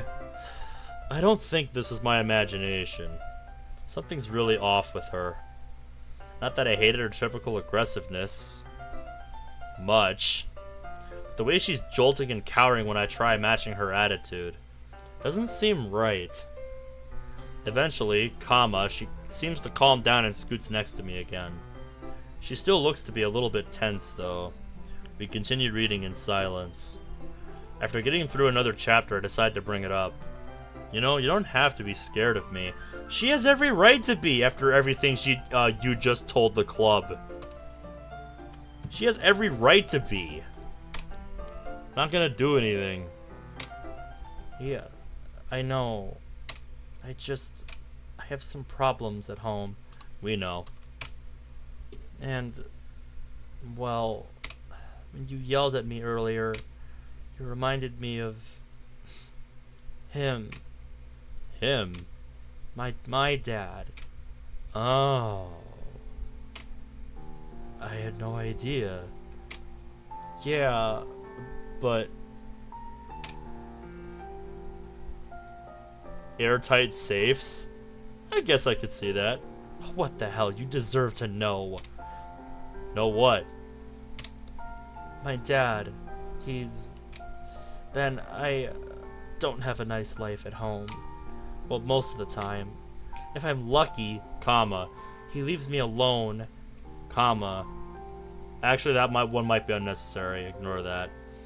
And I get on with my own things. And if I'm unlucky, he berates me, starves me sometimes. What? Yeah, I know. Suki lives in an abusive home? Shock of shocks. What video? Oh, okay, I'll look at it later.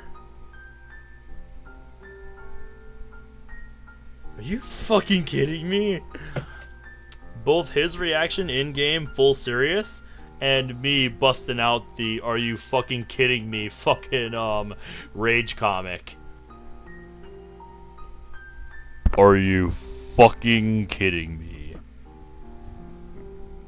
Yep, I'll look at it later. You gotta remember, this mod was from 2019. See what on Steam? I don't have Steam open right now. I think you meant on stream. That was probably an autocorrect. What about your mom? I see her crush her eyes closed, failing to hide the tears now rolling down her cheeks. Touchy subject? She nods, more tears coming. Well, shit. Stream, okay. Sorry for bringing... Before I could speak another word, comma, Natsuki throws herself at me, putting her arms around my waist. This would have been your moment for a CG game. We haven't had one all game, so...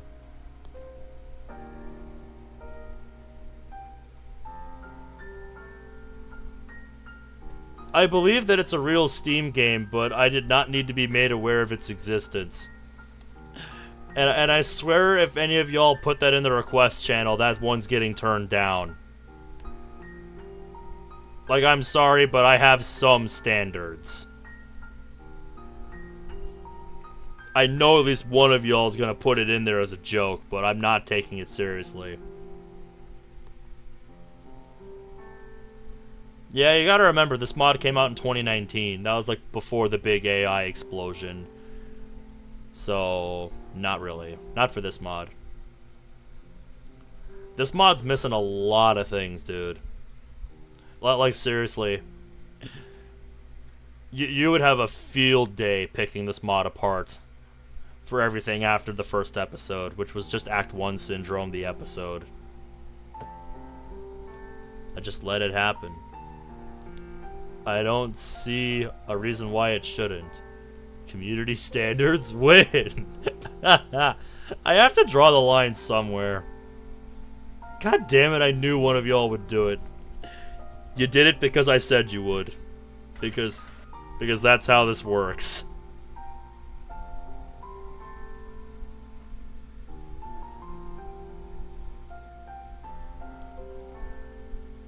It looks like it's made to be a joke, but I'm not playing that. No.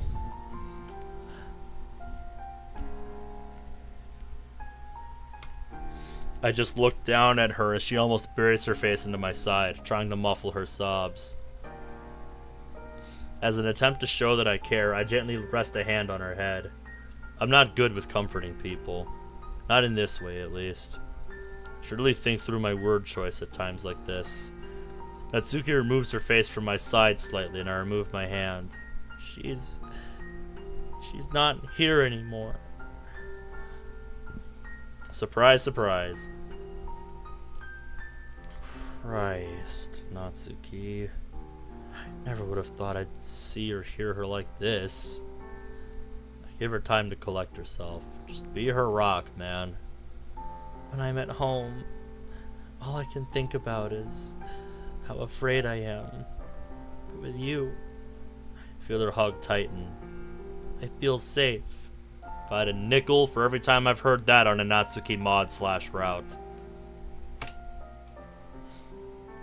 The world must see your idiocy live. Let me get through this, alright?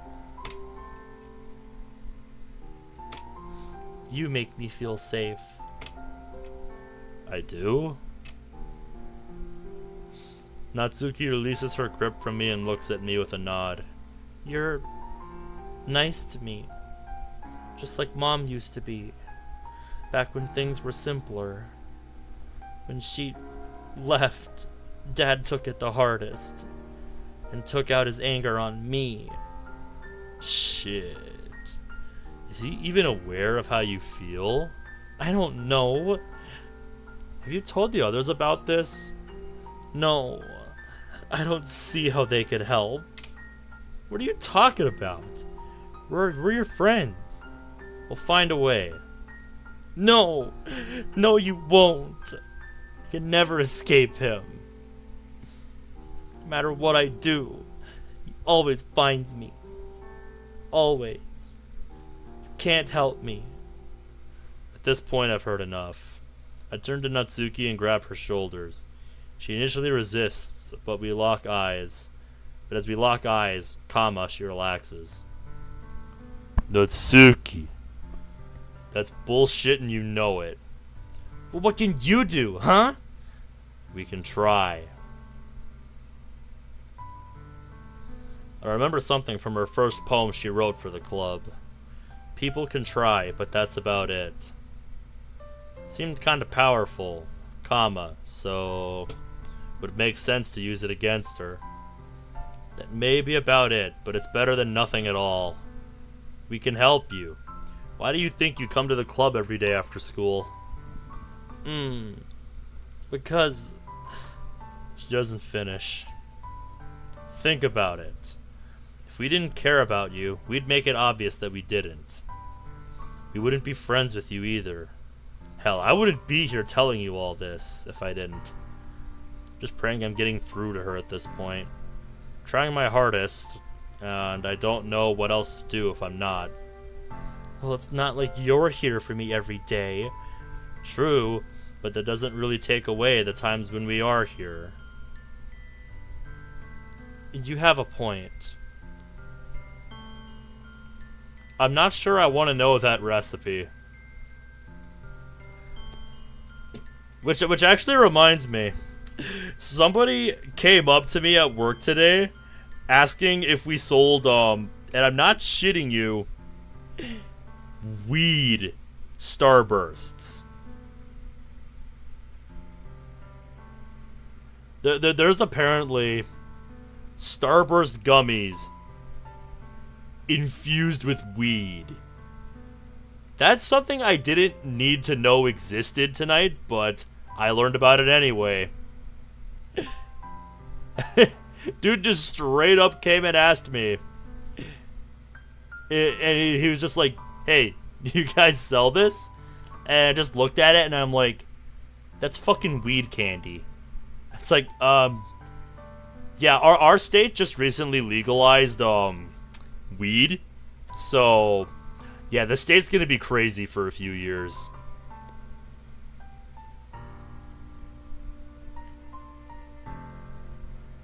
That was a great time, yeah. Pot brownies for the win. Yeah, that's the recipe I'm expecting based on that game. Is that biased? Yes, but it's justified.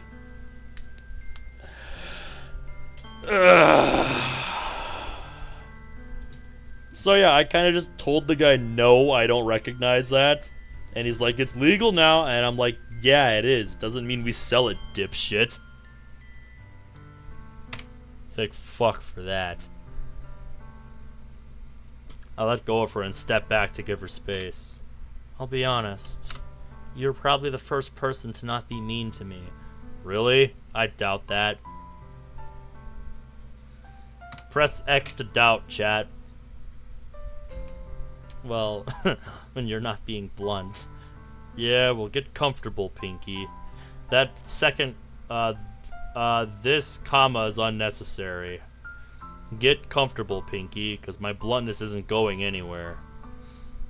Where others shut me out, you let me in. I'm thankful for meeting someone like you. You actually care. You make me feel safe. And, quite frankly, you're badass. Whoa. Compliment like that? From Natsuki? Is hell freezing over or is heaven on fire? I won't lie. There were times in the club where I admired you. I was afraid to talk about it because of the others. But then again, maybe I don't have to be. Like you said, you're my friends, so maybe I should believe that. Exactly. We wouldn't shame you for it. If this is going where I think it's going, then I guess what I'm trying to say is Yep, it's going there. I kinda I can't speak for the first part, but for the second part, yes, you hit it right on the nose, Caleb. You hit it right on the nose.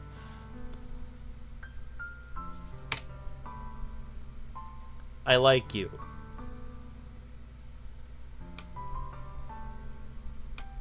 Look, I said it. What more do you want? Nothing. This is just complicated for me. Huh? That's been the mood of the whole mod. An edgy teen wrote it while high on glue. That basically sums up the whole mod. I know what you mean. I know what you want out of me. The thing is... I knew it. You don't feel the same. What? No. I spilled my heart out to you and you think it's okay to just shut me down like this? Look, you don't understand what I... No, I understand. There's something going on between you and... Stop! She jumped to that conclusion fast. Let me finish. The thing is, I know the words you want to hear, but I can't say them. What do you mean? I don't have the heart to say them meaningfully. There's some things I'm still not happy with in my life. It'd be unfair to you if I said those words dishonestly, not just to myself. Just give me some time. Then I'll have the heart to say them to you. I don't even know what he means. So, there's nothing going on between you and Sayori? Why would there be? I keep telling you we're just friends. Nothing more. Oh. Good. I'd be pissed with you if there was. Well, glad I dodged your bullet then. Yes, you did. In a way. So, do you feel the same? In a word, yes.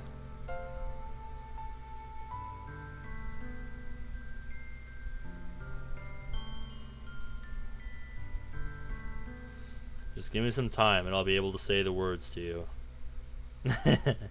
You dork. I'm glad you feel the same way. But you better take this seriously, okay? Ah, shit, here we go again. What? I'm serious. It's not like there's a line of guys trying to be my boyfriend or anything. Baka. Yeah, I know. She goes back to her usual... Natsuki going back to her usual self didn't take long. Not really surprised. She probably likes being harsh. Probably.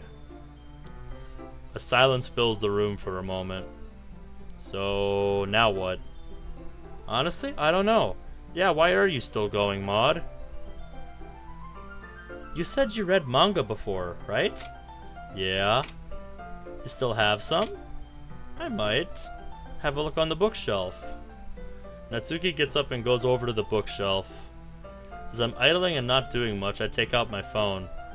I contemplate possibly calling up Sari for a chat, but what the hell is this? What?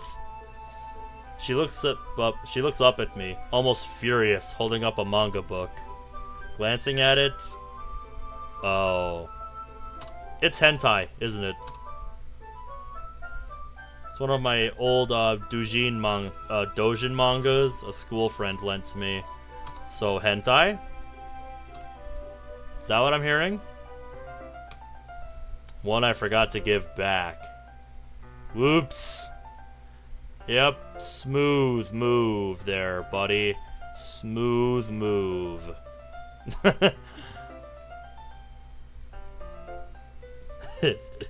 Forgot I had that. Why do you have this? I don't know. What do you mean you don't know? Oh, for fuck's sake. I knew it. You realize this is a porn manga, right? Yeah? So I was right all along. You are a pervert. Oh, come on. That was years ago. I grew out of that. Was stupid, lonely, and desperate back then. I'll even admit it. It was a mistake. I'm not that kind of guy anymore. Okay, boomer. Okay. That's another bingo on the bingo card.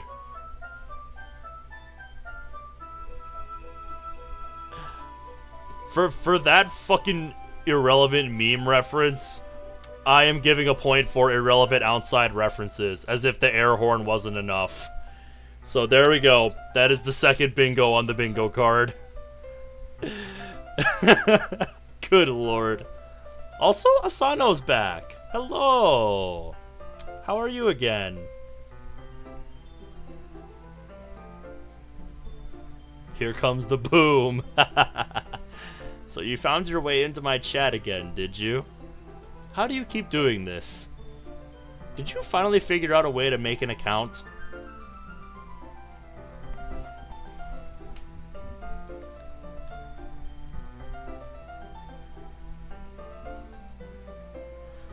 Ugh.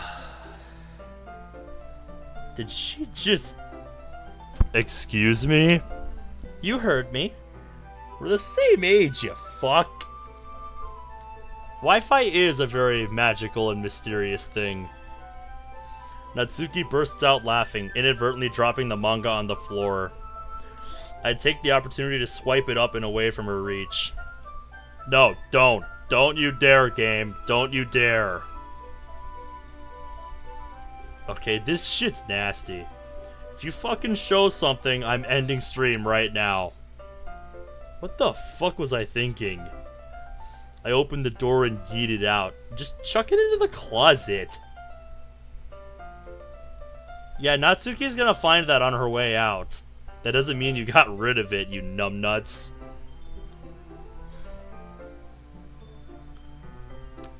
I'll make sure to burn you later. Yeah, along with that noose you still have to burn, right? I just called down to an inanimate porn book in my own house. Maybe I am going crazy. No, trust me, I'm crazy. This is not it. Hang the book. Yes, hang the book and set both of them on fire.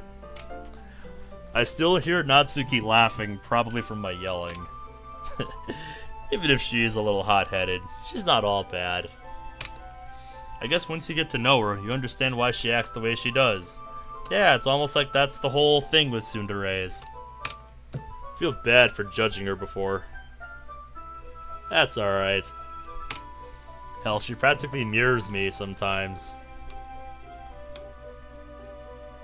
So Asano, what have you been up to since I last saw you in chat? What's new with you? I'll help her. At this point, we all have to. She's suffered enough. As her laughter dies down, I feel a buzzing in my pocket. I'm getting a call. Taking out my phone, I see it's from Rook. I don't hesitate to answer. Yo! Ben, how's it hanging, man? I'm good. Can you not say that phrase again, please? Huh? Why? Just bad memories. Right, my bad. What's up? Not much. Just waiting for closing time. That is, unless you want to come over and talk. Talk about what? Well, I have something that might help you out. Just swing by. It'll make sense when you're here. Alright. I hang up, turning back to Natsuki. Who was that? A friend. Runs the town's auto shop. Says he wants to show me something. Says it'll help. Yep, then that's all we get. Town's. You're missing an apostrophe S. Wanna come with? The auto shop? That's across town. I know, but I have a way to get there. And it's not walking. Is this bike related? How did you guess? It's almost like we told you we're a biker earlier. Might be. Show me! Aight, follow me. I head out of my bedroom, down the stairs, and into the garage. Natsuki follows, almost bouncing with excitement. And it is 3:37 a.m. So as much as I want to keep going, this feels like a good place to stop for next time. So, yeah, I don't like stopping in the middle of a day, but clearly this day wants to go on for longer than it should. So, I think we're going to call tonight here. So, oh boy, what to say about this? I guess all I could say is I hope you're happy you guys chose it, because yeah, this has certainly been an experience for me. Look at that neon save screen.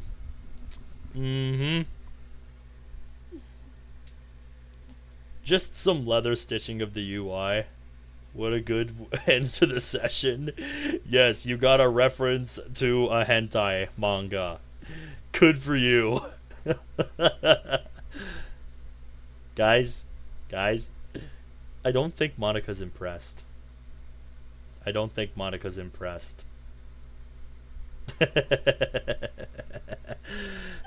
Yep, we'll end it on the video you want me to watch, Caleb.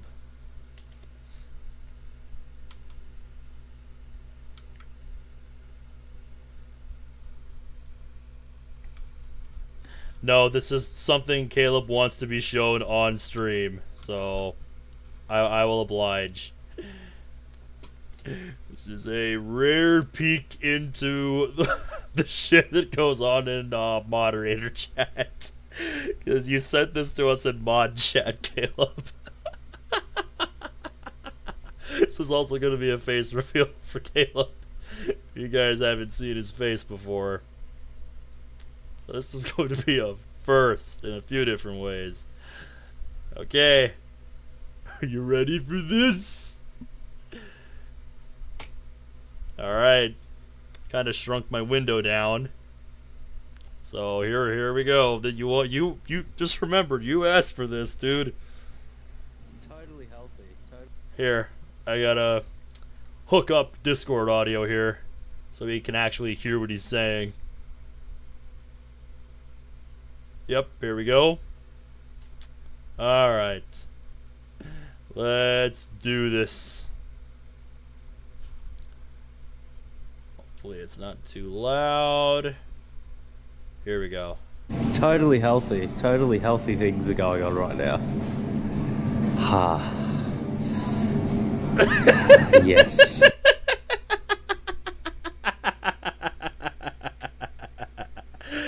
Yeah, totally.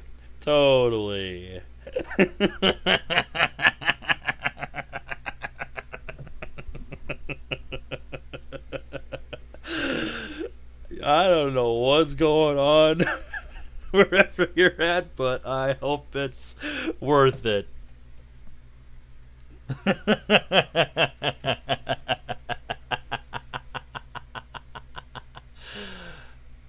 All right.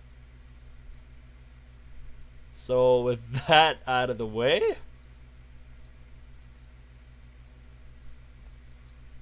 I think that is where we're gonna call it for tonight.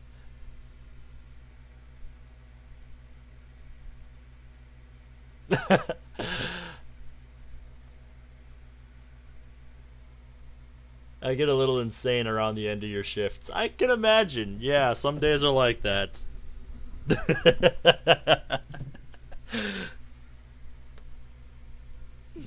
you record that today or what? Because if so, oof. Wonder what kind of day that was from. But yeah, don't really have much to say about my experience with this mod tonight. It's about what I expected. And since you brought it up, I'm kind of curious to check the credits. If there even is a credits document. 8 hours of stupid shit. Been there, done that. Let me go into the files.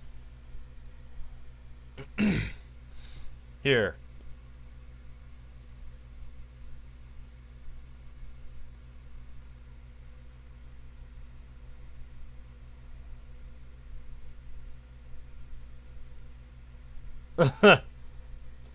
Okay, close the RGB values ones. Okay, before we end for tonight, I'm pulling this up.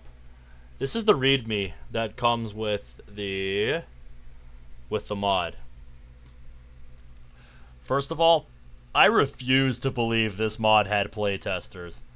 I refuse to believe this mod had playtesters with how many mistakes I have seen just in the grammar alone, let alone the bloody plot holes that I've pointed out. I refuse to believe this had playtesters, let alone half a dozen. But yeah, these are the credits.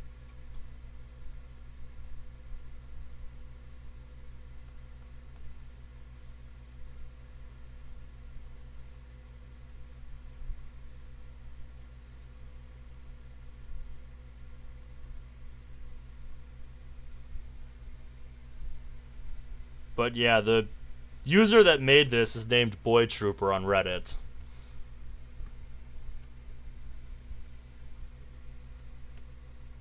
So yeah, now you know who to reach out to.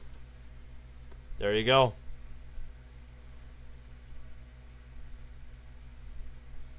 So yeah, I guess we'll see how much of this mod there is next time. I hope I'm not pulling a secret pain like I think I am with Blue Seas, but I've got to work tomorrow, so I can't really finish this tonight. So we'll have to do a part 3 of this.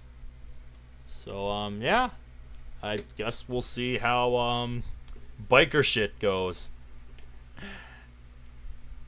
I still can't get over the fact that they all just instantly agreed to this, because it's totally unrealistic. The mod is just completely indulgent at this point in its own fan fiction.